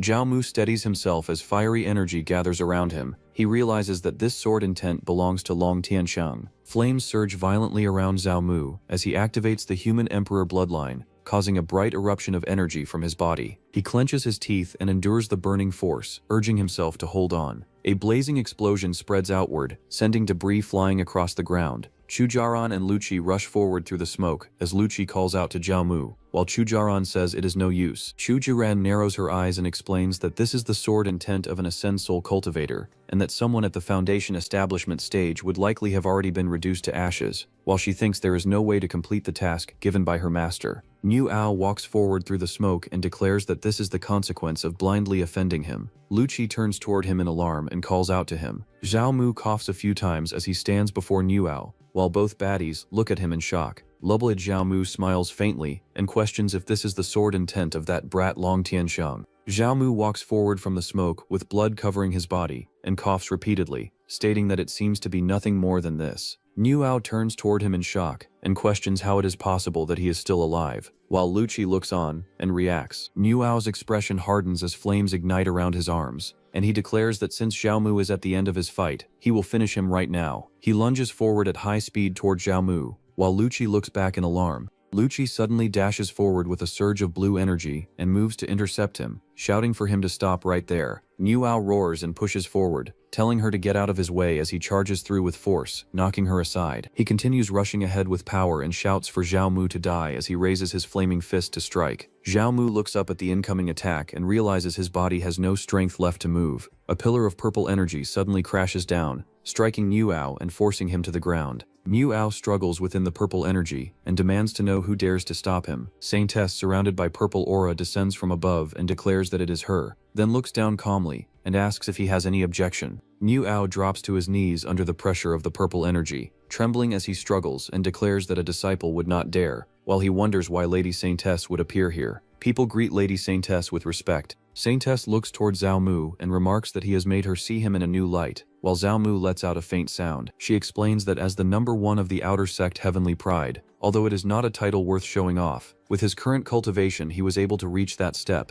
making him the only one in the history of the Saint Yuan demon sect, while Zhao Mu responds that it was just a fluke. Saintess then asks Zhao Mu if he is willing to take her as his master, extending the offer directly. Another person appears, stating that an absolute human race heavenly pride has appeared in the outer sect, and demands to see immediately. Several elders rush forward through the air as one warns Zhou Silong not to even think about fighting for him, saying he has waited hundreds of years for a human race heavenly pride, while another declares he does not care, and insists the disciple must be his hun, and a third tells them not to get cocky just because he is not fighting, and says he is only giving face. Two onlookers watch in confusion and ask who these old men are, then are told not to speak carelessly as they are the human race elders of the Saint Yuan demon sect. A man surrounded by purple aura steps forward and is identified as the fifth elder, Zhou Silong, an array master with transcendent attainments, as he argues that the human race has finally produced a peerless heavenly pride and questions how the demon race could take him. Another elder surrounded by green aura introduces himself as the seventh elder, Fan Deng,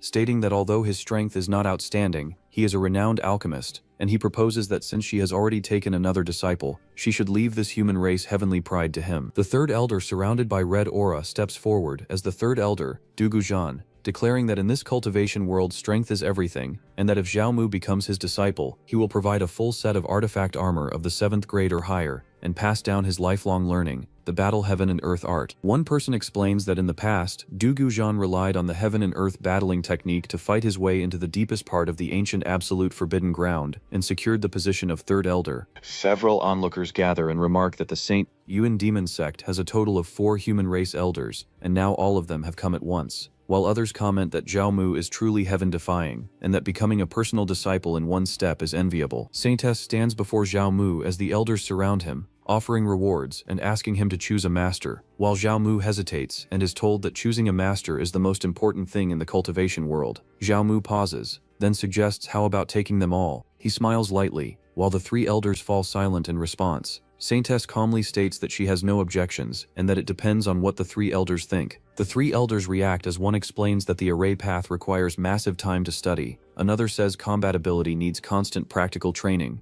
and another adds that becoming a master alchemist requires long-term accumulation without distraction. Zhao Mu clenches his fist and says that since the 3 elders value him so highly, he cannot let them down, and proposes spending 3 days studying under each of the 3 elders respectively. He adds that if he can meet the elders' expectations in the shortest time, it will prove he can handle all 3 simultaneously, while the elders look on in silence. Saintess smiles and decides to settle it that way. She then turns and begins to leave, stating that she will take Mu O away and will give an explanation later, while Zhao Mu expresses thanks to Lady Saintess. She departs with Mu O. Zhao Mu watches her and remarks that this Lady Saintess is quite kind-hearted after all. He then calls out that in the future, if she needs help with cultivation, he will not be stingy. Saintess pauses, slightly flustered, and says they will talk about it later. Zhou Silong intervenes, telling Zhao Ma to stop being absent-minded and to follow him to cultivate arrays first, while Zhao Ma agrees. From a distance, Zhao Ma calls out to Lu Qi, reminding her to be careful since the Tian Shang is very strict, and Lu Qi responds that she will be careful. The crowd watches as Zhao Mu is taken away, their expressions tense. Lo, a young man, thinks that the one who captured Zhao Mu is a demon cultivator, and it is feared that he may no longer be able to remain in the Saint Yuan demon sect. He reflects that his family is still within the sect, and that there is no way for him to escape. He recalls the great Xia dynasty, where his family once lived, now targeted by neighboring dynasties and on the verge of destruction, and thinks that if his family can protect the dynasty, it would be equivalent to helping him. He dismisses the thought, deciding to explain things later, then flies overhead wrapped in red energy, drawing attention from those below. The scene shifts to Profound Array Peak, where a purple trail cuts through the sky toward a floating mountain. Zhao Mu arrives with the elder in a valley filled with formations. The elder Zhou Silong explains that this is his array valley, where 30,271 arrays have been constructed, and that it is also the core of the Saint Bakor Yuan demon sect's mountain protecting grand array, which, once fully activated, will shield the entire sect. Zhao Mu looks ahead and acknowledges the explanation. He walks beside Zhou Silong and asks if the array on the climbing heaven road was also created by him. Zhou Silong pauses briefly and admits that although he is skilled in arrays, even if he exhausted his entire life, he would not be able to create an absolute top-tier array like that. He then explains that the climbing heaven road was personally created by the Saint Yuan Patriarch after 1,000 years of effort, and that it allowed the sect to stand firmly in the 10,000 demon forest, becoming its greatest contribution. Zhao Mu remarks that the Patriarch was truly remarkable, but after founding the sect, he disappeared 1,000 years later, leaving his fate unknown.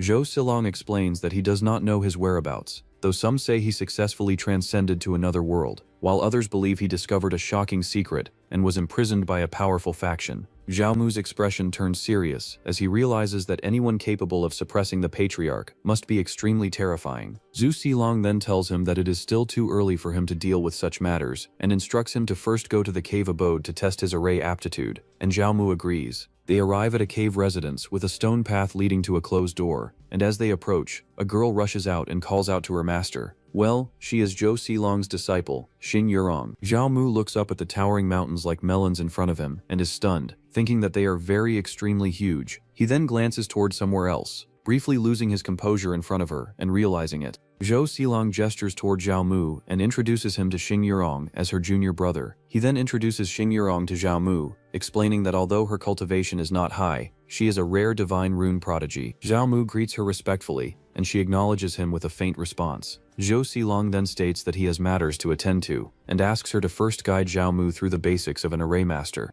As he speaks, light gathers around him, and he disappears, leaving Zhao Mu momentarily confused. Xing Yurong turns and tells Zhao Mu to follow her, and he agrees as they head inside. Inside, she raises her hand and summons a small flame-like object. Zhao Mu watches and asks what it is. She explains that it is a divine rune disc, and instructs him to hold it and place it between his eyebrows, telling him not to look with his eyes but to feel it with his heart. Zhao Mu follows her instructions, pressing it to his forehead. His eyes close as glowing patterns spread across his face, and a large golden formation appears around him, surrounding his body. Xing Yurong then stops him, saying that is enough, and asks him what he saw just now. Zhao Mu stands thinking and explains that he saw a large disc with peculiar symbols on it. She looks at him with slight interest and asks him again how many symbols he saw. She crosses her arms and silently evaluates him, realizing he was able to visualize the divine runes so quickly, and noting that he must have some talent. Zhao Mu pauses and admits that he forgot to count carefully, then estimates that there were about 1,000, or slightly more, but definitely not exceeding 2,000. Xing Yurong is startled, her expression changing in shock at his answer. She recalls that when she first visualized divine runes, she only saw a few dozen, and compares it to his result. Zhao Mu then asks if those symbols were divine runes. She explains that all things in heaven and earth operate with order, and the power maintaining that order is the divine runes hidden within space. She continues explaining that divine runes exist everywhere with countless variations, and no one knows exactly how many types exist between heaven and earth. She adds that she has studied array art since childhood for over 30 years, reached the 6th grade, and has only mastered more than 6,700 divine rune variations. Zhao Mu listens and wonders if having so many mysterious symbols means his aptitude for becoming an array master is poor. Xing Yurong glances at him and briefly thinks he might be showing off, then dismisses it and says that since he can already visualize divine runes, they will proceed to the next step of teaching. She raises the rune disc again and prepares to continue, while Zhao Mu responds in agreement. Xing Yurong raises her hands as the divine rune disc shines brightly, telling Zhao Mu to watch closely while the light bursts outward around it. The scene shifts into a strange space, and Zhao Mu looks around in confusion, wondering if it is an illusion array, while she explains that it can be understood that way. The surroundings change again into violent elemental scenes with lightning, storms, and fire, and she demonstrates that with her current strength she can alter the structure of divine runes through the disc to mimic such scenarios, causing herself to react with discomfort. She loses strength and stumbles forward, and Zhao Mu quickly catches her as she leans against him, breathing heavily while explaining that manipulating divine runes consumes a massive amount of spiritual power. She steadies herself and pushes him away, insisting that she is already fine, and he accepts it with a simple acknowledgement. She continues by explaining that although she has strong attainment in arrays, her cultivation aptitude is lacking, leaving her stuck at the peak of the foundation establishment realm, while Zhao Mu questions whether breaking through to the core formation realm should not be difficult, and mentions the Chaoyuan pill that helps cultivators form their cores. She responds that she has already tried even a 6th grade Chaoyuan pill, but it is ineffective, revealing that her purple mansion is damaged and her core veins cannot gather properly, and concludes that unless she obtains an 8th grade origin gathering pill, she has no hope of breaking through. Zhao Mu listens with a thoughtful expression, then calls out to her and suggests that if he could help her obtain an origin gathering pill, causing Xing Yurong to turn toward him in confusion as he smiles slightly and asks how she plans to repay him. Xing Yurong steps close and presses against Zhao Mu, declaring that if he can get her an 8th grade origin gathering pill, then no matter the cost, she will do whatever it takes to repay him. She suddenly pauses in surprise as Zhao Mu stops her, and he tells her that she should understand such a pill cannot simply be bought with money. She hesitates, then with a flushed face struggles to continue, insisting that if that is still not enough, she will sell herself to him. Xiaomu reaches out and grabs her hand firmly, stopping her words midway. He smiles and accepts the deal, and she responds awkwardly as they hold hands. She then looks at him with suspicion, feeling as if she has been tricked. Xiaomu calmly reveals that he happens to have a few origin gathering pills and will give them to her first, causing her to stare as he presents several pills in his hand. She examines them and states that they are all 5th grade origin gathering pills, which no longer have any effect on her, though she still thanks him for the thought, while placing the pills in the right place. Xiaomu lets out a small laugh while she finishes speaking. At that moment, information appears showing that giving a 5th grade Chaoyuan pill triggers returns, producing higher grade pills including a 6th grade heart nurturing pill and an 8th grade origin gathering pill. Xiaomu looks ahead with a pleased expression as he laughs and remarks that it is coming.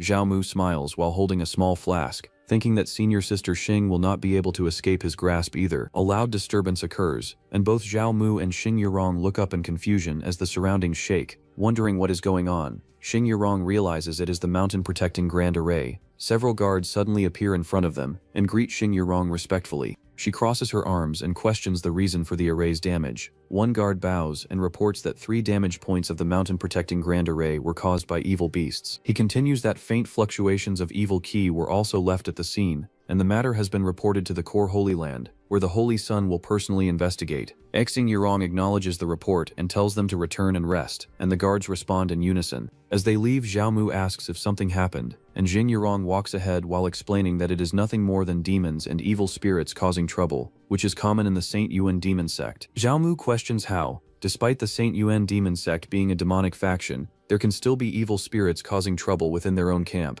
Xing Yurong explains that the Shenwu continent has long been divided between the human race and the demon race, with both sides opposing each other. She explains that in such an environment, the position of the Saint Yuan demon sect is quite awkward. She adds that they are neither recognized by the demon race nor trusted by the human race, and many humans see the sect as a thorn in their side. Xiaomu reflects that if humans and demons coexisted peacefully within the sect, that would instead be strange. The scene shifts to a courtyard with a hot spring. Xing Yurong says the exhaustion was too much, and that she will go upstairs to rest before continuing to teach him. Xiaomu agrees. She tells him he can wander downstairs freely, but is not allowed to go upstairs. Xing Yurong heads up the stairs, leaving Xiaomu alone. Xiaomu watches her leave and thinks that soon she will be the one asking him to go upstairs. He then decides to rest as well. He stretches by the hot spring and relaxes. Moments later, he is shown lying in the water, enjoying himself. He remarks that disciples of the Saint Yuan demon sect truly know how to enjoy life, with hot springs even in their courtyards. He then opens the system interface and checks his status. He still has 7 million spirit stones, but it is far from enough for his cultivation. He calculates that to break through to the late layer of foundation establishment, he still needs another 100 million spirit stones. He then thinks that with the backup of 3 elders and Lady Saintess, Long Tianxiang would not dare to touch him. He then decides to become stronger, and the first step starts with Xing Yurong.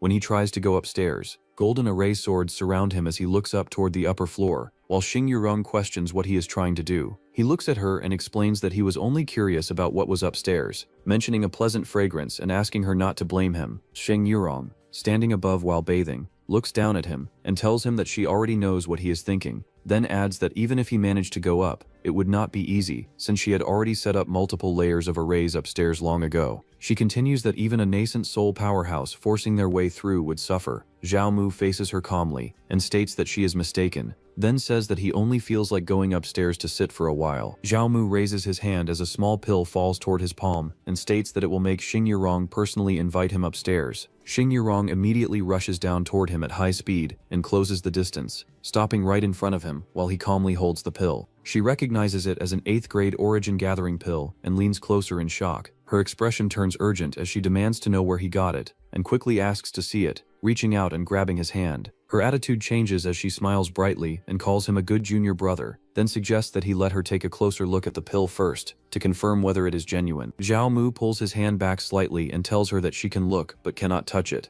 adding that if she swallows it in one gulp and falsely claims it is fake, there would be no point arguing. She raises her hand and firmly promises that she will only look and definitely will not touch. In the next moment, he looks up in surprise as something happens in front of him and the clothes worn by Xing Yurong drops on the ground. Xing Yurong suddenly reacts with a loud cry while sitting on the ground, and Zhao Mu turns his head aside and says that it has nothing to do with him. Xing Yurong crosses her arms with a flushed face and tells him to stop the nonsense and follow her upstairs first. Zhao Mu stands at a distance, watching her as she moves ahead, while he smirks and asks if she is finally letting him go up now. Later, he holds the pill up between his fingers and asks if she has finished looking. She confirms without hesitation that it is indeed an 8th grade origin gathering pill. Leaning closer with determination, she tells him to name a price, adding that even if she has to sell everything she owns, she will gather it for him, while he awkwardly admits that he is actually not short on money. He leans in slightly and smells the air, noting that it smells very good, then asks her where exactly the fragrance is coming from. Xing Yurong raises her hand and reveals a glowing plant, suggesting that she can exchange it for the origin gathering pill. Zhao Mu folds his arms and tells her she should not take advantage of him like this, saying that no matter how fragrant the orchid is, it could not be more valuable than the origin gathering pill. She calmly explains that it is not an ordinary orchid, but an azure orchid fairy lingji, an extremely rare spirit herb. She continues that her father obtained it by chance while exploring an ancient secret realm for her, and that a 7th elder personally appraised it as an 8th grade spirit herb still in its growth phase, adding that once it matures, it will surpass spirit herbs and become a priceless treasure. Zhao Mu looks at the plant in surprise and repeats that it is a precious herb. Xing Yurong then asks how about it, proposing that if he agrees to the exchange, she can also add an extra 50 million spirit stones as a bonus. While he pauses in thought, Zhao Mu sits calmly with a slight smirk, thinking that the azure orchid fairy lingji is already enough for an exchange, but seeing her anxious look, he considers squeezing out a few more benefits. He raises his hand slightly and explains that although the azure orchid fairy lingja is a good item, the cost to cultivate it into a precious herb would not be small, adding that even after waiting hundreds of years, it might not necessarily reach maturity. Xing Yurong reacts in surprise, then frowns and admits that he is not wrong, acknowledging that waiting for it to fully mature would indeed take a long time. She lowers her head slightly, then looks up and proposes adding more benefits, while he turns toward her and asks what benefits she is referring to. She hesitates briefly, placing a hand against herself as if making a decision, then says she will give her bra to him as well. Zhao Mu raises his hand in surprise and questions what kind of person she takes him for, reacting to her sudden offer. Xing Yurong quickly corrects him, telling him not to misunderstand and to look more carefully, then releases a glowing light from her hands. She explains that it is a 7th grade defensive artifact given by her father, called the Dragon Sinew Armor, crafted from dragon sinews and scales, capable of changing into multiple forms and possessing outstanding defense, even able to block attacks from a nascent soul expert for a while. Zhao Mu looks at the armor with interest and asks if this item is truly something she is willing to give him. She responds that she usually wears armor when staying in the sect, but since she is outside, she does not have much use for it. He smiles and thanks her, saying that in that case he will not stand on ceremony as he accepts the offer. Xing Yurong looks at Zhao Mu's body, noting that a man's physique can also look that good. Zhao Mu glances forward, slightly confused, then adjusts his robe while standing beside her as she fidgets, avoiding eye contact. He then smiles to himself, thinking he can still return the spirit stones she gave him. He tells her that he already feels embarrassed for taking so much, and suggests giving the spirit stones back. She hesitates briefly, then accepts with a small nod as he places the pouch back into her hands. The system notification appears, stating that he has given away 50 million spirit stones, triggering a 200-fold return. Immediately, a massive pile of spirit stones appears around him, indicating he has obtained 10 billion spirit stones. He spreads his arms slightly, satisfied, thinking that he no longer needs to worry about cultivation resources. A moment later, he speaks again, saying he suddenly feels lonely, and asks if she could lend him a room to cultivate. She directs him to head out and turn right. She watches him with a thoughtful expression, wondering if he truly is a monstrous genius for breaking through so quickly. Inside the room, Zhao Mu calls out to the system to begin cultivation. He sits cross-legged as energy and spirit stones gather around him, beginning the cultivation process. 3 days pass as the residence remains quiet. Xing Yurong sits at a table, noting that 3 days have already gone by, and wondering how Zhao Mu is doing. Inside, Zhao Mu sits cross-legged as golden energy surrounds him, his body steady while the power continues to gather. The energy intensifies, rising sharply around him as his muscles tighten and he pushes forward. A breakthrough occurs as he reaches the 8th layer of foundation establishment. Zhao Mu stands with a calm expression, reflecting that even 10 billion spirit stones were only enough to bring him to this level, and that the effects of his constitution are extremely strong. Zhou Xilong appears before him and asks if he has broken through again. Zhao Mu turns in surprise and immediately greets his master respectfully. He explains that Xing Yurong taught him many basics about arrays, and that he can already sense the fluctuations of divine runes. Zhou Xilong dismisses this, indicating that it is not what he is referring to. Zhao Mu looks at him and asks what he means. Zhou Silong then brings up Xing Yurong, asking what Zhao Mu thinks of her and whether he likes her. Zhou Mu reacts in shock at the sudden question. Zhou Silong calmly remarks that there is no need to be surprised, and states that Xing Yurong's background is not simple. Xing Yurong comes from the depths of the 10,000 demon forest, and belongs to the King Bear clan, while her father is a powerful expert at the transcending tribulation realm, with great influence among the demon race. Zhou Silong stands beside Zhao Mu, and suggests that if he marries Xing Yurong and brings her home, he could save himself 1,000 years of struggle. Zhao Mu remains calm, and states that his primary focus is still cultivation, and that he has little interest in romantic matters. Yet he smiles slightly and thinks that even with such an advantage, he would not give up everything else for it. From outside, someone suddenly calls out, urging old man Zhou Silong to quickly hand over his disciple. Zhao Mu and Zhou Silong turns. Zhou Silong notes that Fan Deng has arrived to take him away, and that he is always punctual. Siling then reminds Zhao Mu to continue practicing array arts and to frequently study the 3 books he gives him. Zhao Mu receives the books respectfully and acknowledges that he understands. Outside the residence, the two step out together. Elder Fan Deng suddenly appears in front of Zhao Mu and comments that although his fighting ability is strong, his talent for array arts may not be suited. He continues, explaining that even though the path of alchemy requires aptitude and understanding, the requirements are not as high as those of an array master, yet Zhao Mu's physique allows him to achieve twice the result with half the effort. Elder Silong interrupts, rejecting the statement and asserting that Zhao Mu had already seen over 1,000 divine runes the very first time, calling his talent astonishing and rare even in 1,000 years. Elder Fan Deng reacts in shock as Zhao Mu is led away. Elder Fan Deng looks at Zhao Mu and remarks that being able to observe over 1,000 divine runes right at the beginning is extraordinary, adding that in the 8,000-year history of the sect, such a case has never appeared before. He waves his hand dismissively and tells Zhao Mu not to mind it, suggesting that his achievements in the Tao of alchemy may be even greater, then urges him to hurry and follow back to Medicine King Valley, to which Zhao Mu agrees. They ride away on a flying cloud, leaving the area as Xing Yurong watches from below. She blushes slightly and calls out to Zhao Mu as junior brother. The scene shifts to Medicine King Valley as they descends into the sect grounds. After landing, Elder Fan Deng walks beside Zhao Mu and asks if he has ever learned any fire attribute cultivation techniques, and Zhao Mu replies that he has learned a little. Elder Fan Deng brings him before a large alchemy furnace surrounded by flames and instructs him to use his flame power to heat it, explaining that he will continue adding medicinal herbs and that Zhao Mu must control the fire intensity, warning that too much heat will burn everything to ashes. Zhao Mu agrees that he will try his best.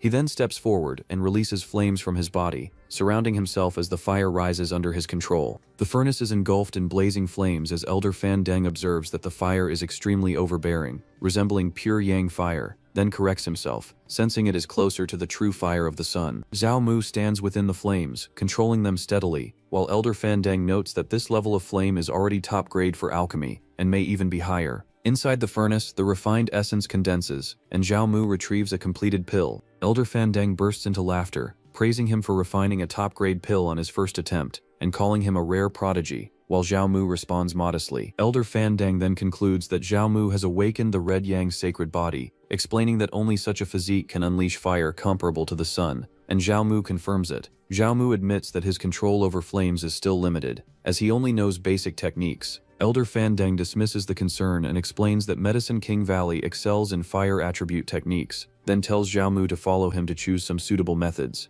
Zhao Mu agrees and follows. They arrive at the scripture pavilion, where Zhao Mu observes the vast number of pills stored, and Elder Fan Deng explains that these are only a portion of the newly refined low-grade pills, while higher-grade ones are kept in the treasure pavilion within the core Holy Land. Elder Fan Deng then raises his hand and several glowing manuals float in the air as he explains that these are all Earth-rank techniques, and tells Zhao Mu to choose directly, noting that lower black and yellow rank techniques are not worth considering. Zhao Mu receives them and expresses his thanks. He looks through the manuals, listing Chen Fire Demon Art, Crimson Flame Tyrant Scripture, Blood Rainbow Earth Abyss Fire, Azure Sun Vegetation Art, and Endless Life Art, then admits he wants all of them but knows taking too many is not wise. He evaluates the Crimson Flame Tyrant Scripture as a pure fire technique that is powerful but too aggressive for alchemy, while the Endless Life Art shares similar principles with alchemy and can also help recover from injuries. He decides to choose these two techniques. Elder Fan Deng nods and tells him it is not a bad thing for cultivators to be fond of combat and bravery, but warns that if a certain reckless person tries to lure him into the 10,000 demon forest for experience, he must not believe it.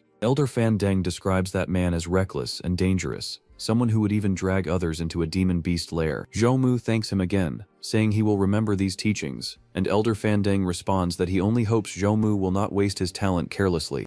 Someone calls out to the master from outside, drawing their attention to the entrance. A blue-haired woman steps forward and reports that the senior brother's quarters have been arranged, asking if there are any further orders. Her name is Tao Subai. Elder Fandang introduces her to Zhao Mu, saying she will assist him in completing his initiation into alchemy, and Zhao Mu acknowledges respectfully. She then addresses Zhao Mu as junior brother, stating that since he has been accepted as the master's disciple earlier, she will follow his instructions from now on. Zhao Mu questions Tao Subai, stating that she should have been accepted earlier, and asking why she addresses him as senior brother. Tao Subai explains that Zhao Mu is the elder's newly accepted personal disciple, and his status is higher than that of an inner disciple. She leads him to a residence, and states that it is prepared for personal disciples, with clothing, food, and daily necessities already arranged. She adds that she lives nearby, and that he can call for her at any time if needed. Zhao Mu asks if he can request anything at all. He then steps closer, lifts her chin and pulls her into his arms, asking if warming the bed is also included. Tao Subai stiffens, her face flushing as she remains silent. Zhao Mu smiles faintly, showing a teasing expression,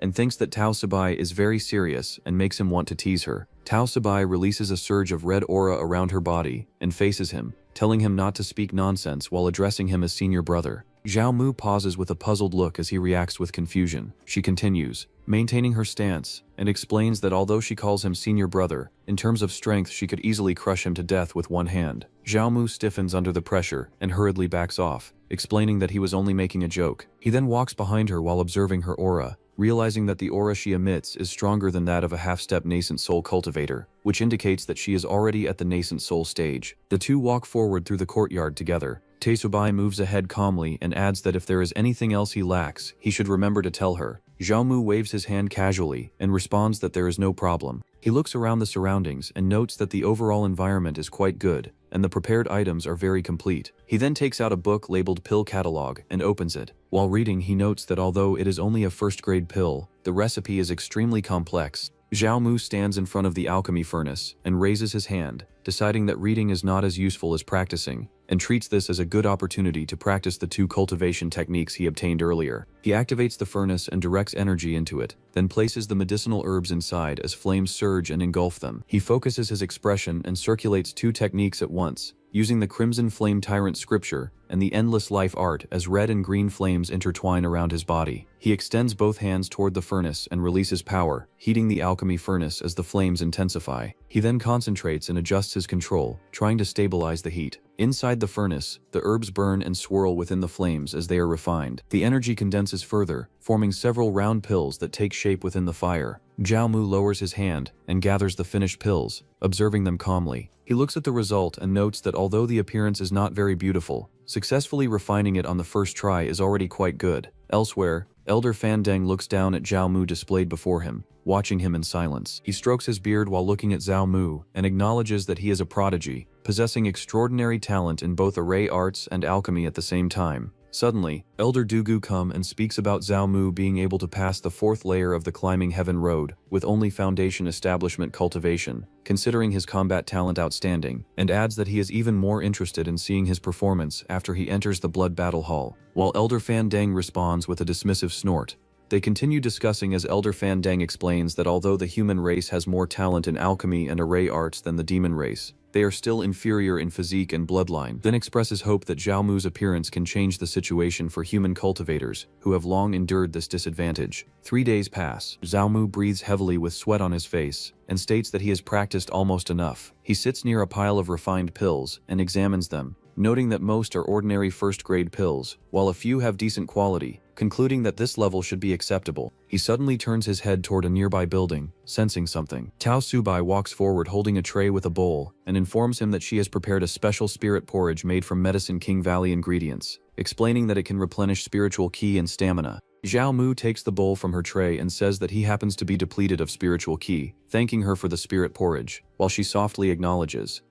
She looks down in surprise toward the refined pills. Standing among the piles of pills, she asks if all of them were refined by him, and Zhao Mu confirms that they were. While eating, Zhao Mu comments that the appearance seems a bit poor, then explains that the firepower of his pure yang constitution is too fierce, making the heat difficult to control. She looks at him with suspicion and wonders if he is showing off. She then states that for him to become Elder Fandang's legacy disciple, he is indeed an alchemy prodigy, but adds that he should not ask her questions about alchemy, since she is not an alchemist, which surprises Zhao Mu. He observes her silently and notes that although she is not an alchemist, she is in Medicine King Valley and possesses profound strength, concluding that she must have her own story. Zhao Mu recalls that he had offended her before and admits that he has not yet had the chance to apologize. He speaks politely and offers a small token of apology, asking her not to refuse, which causes her to react in surprise as he presents it. The system appears and reports that Zhao Mu gave away a 4th grade window walk pill, triggering a 1,000-fold return and obtaining a 7th grade window walk pill. It then reports that he also gave away 30 4th grade foundation establishment pills, triggering a 300-fold return and obtaining a 7th grade spirit gathering pill. Zhao Mu smiles, thinking that with both appearance and strength, the returns are indeed high, and that he should come here more often in the future, while she looks at him with confusion. Elder Fandang calls out for good disciple to come out, drawing their attention. Zhao Mu greets the master respectfully, but Elder Fandang tells him there is no need for formalities, and states that he has observed his progress over the past few days. Elder Fandang then says that Zhao Mu will go to the blood battle hall with Dugu Zhan. Elder Dugu appears and calls Zhao Mu over, while Elder Fandang stands beside him. Zhao Mu asks what happened, and Elder Dugu explains that he has been dealing with some trouble recently, and that the area around the sect has not been peaceful. Then he states that the demon race in the 10,000 demon forest has begun to stir again. He had originally planned to take Zhao Mu to the forest for experience, but now it is not appropriate. Zhao Mu recalls that demonic entities had been trying to destroy the sect's grand array, and that today's situation requires Elder Dugu to handle it personally. Elder Dugu tells Zhao Mu to follow him to the blood battle hall, and Zhao Mu agrees while thinking that the sect has indeed not been peaceful lately. Zhao Mu clasps his hands and says that he will take his leave first, his body surrounded by a blazing aura as he rises and departs, while Elder Fandang tells him to go and mentions he will enter seclusion for the next few months to refine pills, adding that Zhao Mu can look for Tao Subai in Medicine King Valley if needed. Tao Subai says that the master has found a legacy disciple who is a rare genius seen only once in 10,000 years, and Elder Fandang responds that his judgment is naturally not bad. The Blood Battle Hall have a long history since the founding of the sect.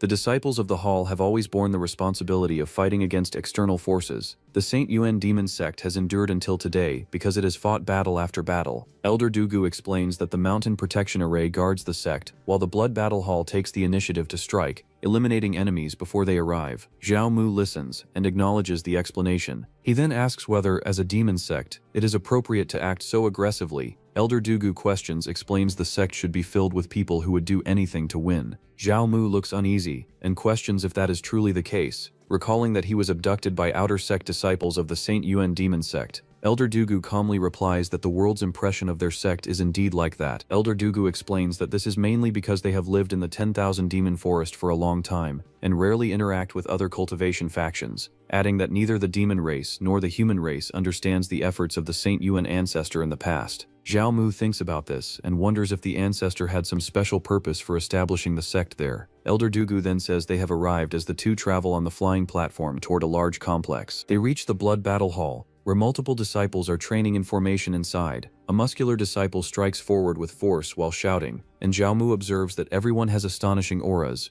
worthy of the combat-focused Blood Battle Hall. As he watches, Zhao Mu notices something off to the side, and turns his attention toward it. Two disciples step forward and bow with their hands clasped, paying respects to their master. Their names are Xing Ziyu and Xiao Wugui. Elder Dugu introduces Zhao Mu to them, explaining that Xiao Wugu is his eldest senior brother, ranked 9th on the Heavenly Chosen ranking, and that Xing Ziyu is his second senior sister. Zhao Mu respectfully greets both of them. Elder Dugu then instructs Xiao Wugu to come with him to fetch the Wuji bell. Xiao Wugu hesitates and questions whether using the Wuji bell is really necessary. Elder Dugu responds sternly, implying that his personal disciple must be tested with the Wuji bell and should not lack the talent for it. Xiao Wugui immediately backs down, saying he will go fetch it right away. As he leaves, Xiao Wugui lets out a dissatisfied snort. Zhao Mu feels confused and wonders if he has offended Xiao Wugui. Xing Zia reassures him not to mind it, explaining that Xiao Wugui simply has a bad temper. She then moves closer to Zhao Mu and mentions that she heard he possesses a pure yang body, catching him off guard. She leans in and teasingly asks if he is especially powerful in that aspect too, causing Zhao Mu to react in shock and embarrassment. When Zhao Mu questions her behavior, Xing Ziyue lightly laughs and says that she is just curious about what his pure yang body feels like. She smiles and states that it is a pity, as she is already a married woman, adding that Zhao Mu is a step too late. Zhao Mu blushes deeply, sweating nervously as he gulps to see her curves. Trying to respond, he comments that she looks young despite being married so early. Xing Ziyue explains that she is already around 200 years old and has been married more than once. At the same time, Bro realized he was trying to hit on a granny. Xing Ziyue then adds that her fate is to bring misfortune to her husbands, revealing that her previous 9 husbands all died early. Zhao Mu thinks to himself that a woman whose 9 former husbands all died consecutively is likely a dangerous omen. Xing Ziyue suddenly pulls him closer, pressing him against her as she teases him, telling him not to be shy and that she is only joking. She then claims that she is only 27 and still a pure maiden. Zhao Mu awkwardly laughs and remarks that his senior sister truly enjoys joking around, then inwardly thinks that now he can hit on her with full dedication. He then forces a faint smile while sweating, thinking that not a single word from his second senior sister can be trusted. A sudden surge of golden light erupts as a massive bell appears, radiating power while 2 people stand illuminated near it. Xing Zia places a hand on Zhao Mu's back as both look up at the glowing bell in surprise. Elder Dugu arrives surrounded by a golden aura and tells Xing Zia to stop teasing her junior brother, and she immediately agrees. Zhao Mu stands before the bell and asks what the Wuji bell is used for. Elder Dugu explains that the Wuji bell is a spoil of war obtained from an ancient secret realm, and although incomplete, it still retains the power of a first-grade Dao artifact. He continues that while it can no longer be used for combat, it possesses miraculous abilities and can test a cultivator's potential. Elder Dugu then places a hand on Zhao Mu's shoulder and states that he must first examine Zhao Mu's root bone before deciding whether to teach him the battle heaven and earth art, and Zhao Mu agrees. Zhao Mu ignites his power and rushes forward toward the bell as Elder Dugu instructs him to use all his strength to strike it. Zhao Mu's fist, surrounded by energy, slams into the Wuji bell with force, and a powerful ripple spreads outward as his body is pushed back, while the bell vibrates intensely. Golden waves surge outward from the bell, expanding across the sky and spreading far beyond the sect. Far away,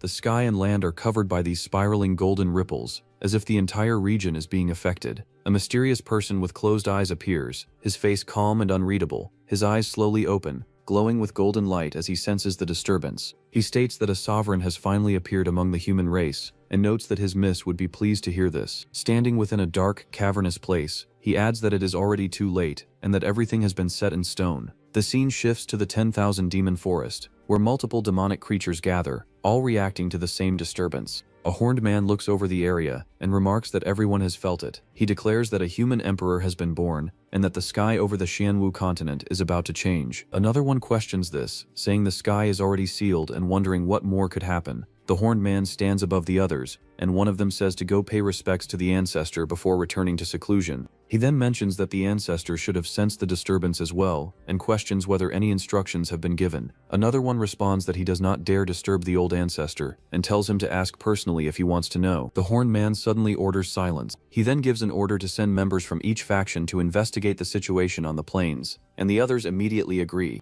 Back at the sect, Zhao Mu remains standing with his body still surrounded by a golden aura as he asks if this is acceptable. Elder Dugu watches him silently for a moment. After observing, he says it is acceptable, and notes that Zhao Mu has caused a huge commotion, wondering how extraordinary his talent and aptitude are. Nearby, Ziyue remarks that even Wogui's previous results were not this strong, and implies something is different. Wogui says that this is because he was not going all out. Elder Dugu states that there is no need to test Zhao Mu any further, and decides that from now on, Zhao Mu will cultivate the battle heaven and earth art under his guidance. Zhao Mu accepts the decision. Elder Dugu explains that the battle heaven and earth art is not just techniques, but a fighting spirit and a state of mind. From now on, Zhao Mu must pay close attention to the changes in Elder Dugu's aura, as it will only be demonstrated once. Zhao Mu acknowledges. Elder Dugu lowers his stance and gathers strength, his expression turning sharp as energy condenses around him. He suddenly releases his power and charges forward, his entire body engulfed in a violent aura that forms a massive fiery form behind him. Zhao Mu watches in shock as the overwhelming force approaches. Elder Dugu's strike descends with immense pressure, crashing downward with explosive force. The attack continues forward, the energy surging and tearing through the surroundings, striking far away and causing a huge explosion. After the attack ends, Elder Dugu stands calmly as the energy disperses around him. He then asks Zhao Mu if he has grasped it. Zhao Mu responds that the battle against heaven and earth represents a power that can overwhelm everything. Elder Dugu pauses silently for a moment. He then tells Zhao Mu that it is already impressive that he has managed to understand that much. Zhao Mu lowers his gaze and thinks that Elder Dugu does not seem satisfied, and that he should have waited until breaking through to the core formation realm and improving his comprehension before coming. Elder Dugu raises a finger and explains that there is no need to rush cultivating the battle against heaven and earth art, as this technique is better suited to being tempered and understood through real battle. He continues that the more life and death battles Zhao Mu experiences, the stronger he will naturally become. He then takes out a book and hands it to Zhao Mu, stating that as his master he has another technique for him to learn first, one that should help quickly increase his combat strength. Zhao Mu accepts the book and asks if it is the Sacred Origin Art, and whether this technique has anything to do with the Holy Ancestor. Elder Dugu confirms that the Sacred Origin Art was personally created by the Holy Ancestor. Although it is not a heaven-grade technique, its potential is immense, and once cultivated to the utmost limit, it may not be weaker than a heaven-grade technique. Seichon Mu acknowledges this. Elder Dugu instructs him to stay here for the next few days and focus on cultivating this technique. Seichon Mu bows and states that this disciple understands. Elder Dugu glances back and warns that they should not cause trouble for their junior brother, especially Wu Gai. He responds that they understand. Zhao Mu walks away holding the book. He looks at the manual and thinks that as expected of a high-grade Earth-rank technique, it is incredibly difficult to practice even with his current level of comprehension. He then realizes that the Sacred Origin Art is not a combat technique, but one that amplifies spiritual power, and that this amplification does not come from forcing out potential or burning lifespan, but from strengthening the meridians. Zhao Mu sits cross-legged as golden energy rises around his body. He reflects that the meridians are the conduits of spiritual power, and that strengthening them is not an easy task. He then realizes that the Sacred Origin Art being able to achieve this alone proves how powerful the Holy Ancestor was. His eyes open as he calmly decides to test how many times he can amplify his spiritual power. 3 days later, the courtyard appears quiet. Zhao Mu continues cultivating as golden energy surges more intensely around him, his hair lifting with the force of the power. He raises his hand and forms a small flame, stating that it is the blazing flame palm in a mini version. He thrusts his hand forward, releasing the flame, which shoots across the ground. The attack lands with a loud explosion, flames bursting outward and scorching the area. A defensive formation activates, forming a green barrier that absorbs the impact. Zhao Mu kneels nearby and observes that even with a defensive formation in place, it still caused this much destruction. Saintess appears, surrounded by the purple aura, and remarks that the speed at which he comprehended the Sacred Origin Art exceeds expectations. Zhao Mu looks toward her and greets her, his face turning flushed as her presence comes close to him. Saintess leans in with a calm expression and points out that since he has passed the tests of the 3 elders, he should now address her as senior sister. Zhao Mu stammers and awkwardly corrects himself, addressing her as master. Saintess states that she has already spoken with Elder Dugu and tells him to come with her. Immediately, several vine-like tendrils surge forward and wrap tightly around Zhao Mu's body, binding his arms and legs as he reacts in shock. The purple force pulls him away, dragging him rapidly through the air. Zhao Mu is thrown onto a bed inside a room, letting out a short cry as he lands and looks around in confusion, wondering where the Saintess has brought him. Saintess appears above him and sits down over him, pinning him in place. She leans close to his face and asks if he knows why she took him as her disciple. Zhao Mu, still flustered, thinks that Saintess clearly wants the Crimson Yang power within him, and that there was no need for her to ask something so obvious directly. Saintess sits close to Zhao Mu and tells him to think carefully before answering, while he looks up at her. Zhao Mu then smiles and states that she accepted him as her disciple because she saw his immense potential in cultivation, and she leans in closer, lightly touching his chin as she confirms that he is correct, and that is the only reason. She continues that he is a smart person and implies there is no need to explain further, and Zhao Mu assures her that he understands and will keep his mouth shut. Yahello Saintess stands up and turns away, leaving him seated on the bed. Both maids appear and greet her as master while holding items, and Saintess orders them to take Zhao Mu to a cave residence, arrange his accommodations, and give him an access token, which they accept. Zhao Mu later raises his hand and greets the 2 pink-haired sisters again as senior sisters, while thinking that even after their last interaction he still does not know how to address them. The 2 sisters move close to him, one refusing to explain while the other suggests they should be more friendly since they will spend a lot of time with him in the future. One of them introduces herself as Lei and says her sister is Yuan, then leans close and tells him to be gentle later when they share the bridal bed. The 2 sisters stand together holding food and drink, as one explains that although they are puppet dolls, they can still feel pain when their bodies are injured, while the other shows irritation and calls Zhao Mu someone who does not know how to cherish women. Zhao Mu touches his chin and reflects that the elder sister is cold and proud, while the younger sister is gentle and delicate, finding it interesting. He then looks at what they are holding and asks about it, and they explain that it is the meat and essence blood of a divine transformation realm flood dragon, prey hunted by the Holy Sun in the Myriad Demon Forest, and allocated in full to the Zishan Cave residence. adding that since he has long stopped eating mortal food, it is perfect for nourishing his body. Xiao Mu suddenly reaches out and claps with only one hand, causing a sharp reaction. She angrily questions why he suddenly made a move, while he casually gestures and questions whether he really needs such things to nourish his body.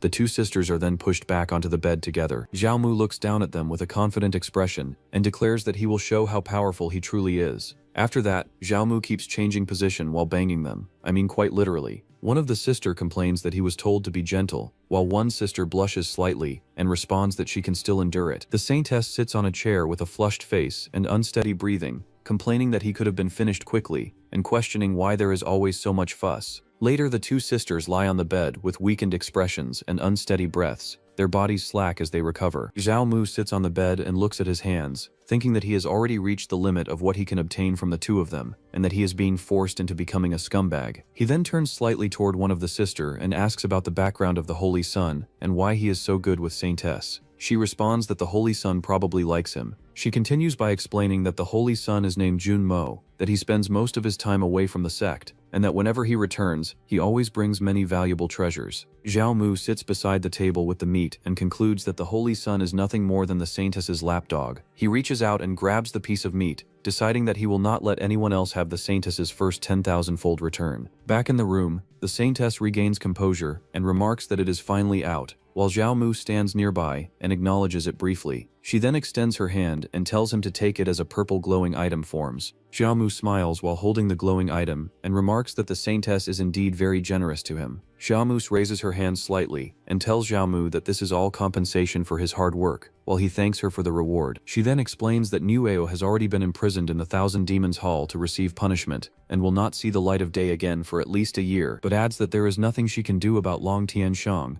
and can only postpone his marriage alliance with Elder Lu Haikong's granddaughter for now. Xiao Mu looks to the side and questions whether even Saintess cannot shake Long Tianshang's position. Saintess calmly responds that whether he is satisfied or not, this is the only outcome he can accept for now, and Xiao Mu acknowledges that he understands. He clenches his fist and declares that he will personally avenge this grudge. Saintess then dismisses him, telling him to leave and to remember to come at least 3 times a month, and he agrees. She reminds him not to forget and warns him not to die before she has drained him dry, while he reacts with a faint smile. After leaving, Xiao Mu walks along a cliffside path and stretches his arms, thinking that obtaining the Saintess's first 10,000-fold return is getting closer. He then looks over the land and states that now that he is a direct disciple, it is time to choose a piece of land within the inner sect and build his own blessed cave abode. As he stands at the edge, someone suddenly calls out for him to stop, and he pauses before turning slightly in response. A horned woman steps forward, confronting him directly, asking if he is Yao Mu. Xiao Mu looks at her and calmly confirms his identity, then asks how she is related to Nuao.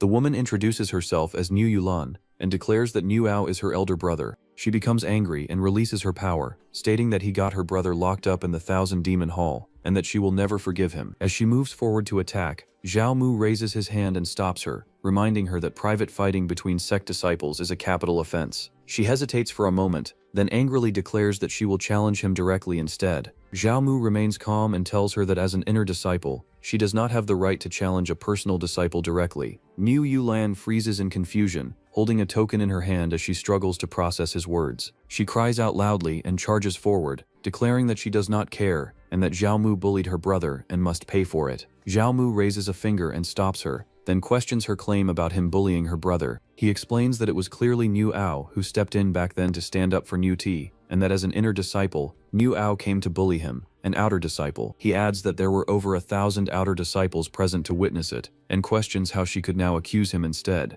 Niu Yulan becomes flustered and unable to respond properly. She realizes the situation is bad, and admits that she rushed over after hearing her brother had been punished, without learning the full story, then bows her head and apologizes, saying she did not know her brother would do something so foolish. Xiao Mu looks at her and thinks that she is a simple and easy person to deal with. Niu Yulan then asks what it would take for him to forgive her brother, and addresses him respectfully. Xiao Mu responds that if Saintess had arrived any later, he might have been beaten to death, and questions how he could accept an apology so easily. Niu Yulan hurriedly apologizes again, and promises to do anything to make it up to him, saying she will agree to whatever he asks. Xiao Mu presents a pen and paper saying words alone are not enough. Niu Yulan instantly catches the paper and pen. She then drops to the ground and steadies herself. Niu Yulan quickly grabs the paper and lifts it up, declaring that it is now written and signed in blood, and that she will keep her word. Xiao Mu looks at her calmly, thinking that she is easy to fool. He then states that he needs a maid to help handle various chores, and tells her that from now on she will follow him, causing her to react in confusion at the idea of becoming a maid. He questions her hesitation, asking if she does not want to, and she explains that her new demon clan holds a distinguished status, and that serving as his maid would bring shame to her clan. Zhao Mu considers this, and decides he needs to offer her an incentive, then asks what she likes most. Niu Yulan says that she personally likes eating. Zhao Mu presents a large pile of meat, and Niu Yulan reacts with shock, realizing that it is all flood dragon meat. Zhao Mu begins to make his offer, telling her to become his maid in exchange, offering that if she becomes his maid, all the flood dragon meat will belong to her, causing her to swallow nervously. Overwhelmed by the offer, Niu Yulan quickly steps forward with a flushed face and hurriedly declares that she is willing to become Zhao Mu's personal maid from this day forward, and will fulfill any of his requests. He leans closer and lifts her chin with a faint smile, asking what she should call him now, leaving her flustered as she struggles to respond. After a brief hesitation, she lowers herself and shyly calls him her master. Zhao Mu turns away and calmly instructs her to put away the flood dragon meat, and then help him set up a cave dwelling, and she immediately agrees with energy. As they move, the system informs that splitting 2,000 jin of flood dragon meat triggers a return,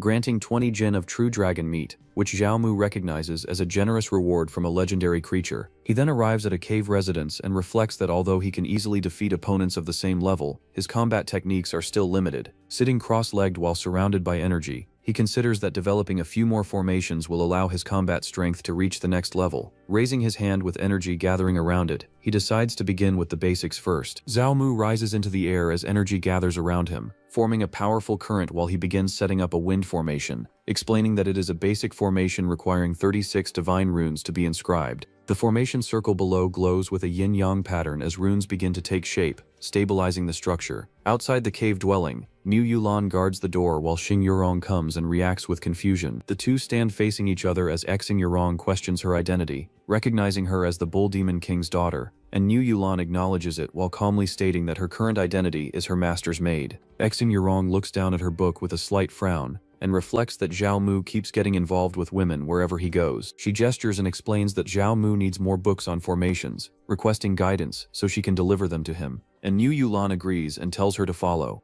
Suddenly, both of them react in shock as a strong surge of power bursts outward from the cave. They brace themselves against the force as wind and energy swirl violently, and Xing Yurong remarks on the intense fluctuations of divine runes. Inside, Zhao Mu focuses his power into his hand as the energy condenses, completing the wind formation without inscribing a single rune. A powerful gust surges outward as the completed wind formation releases, sending Niu Yulan and Xing Yurong flying back through the air. They crash to the ground, clutching themselves as their clothes are torn and their bodies tremble from the force, while Niu Yulan cries out in shock.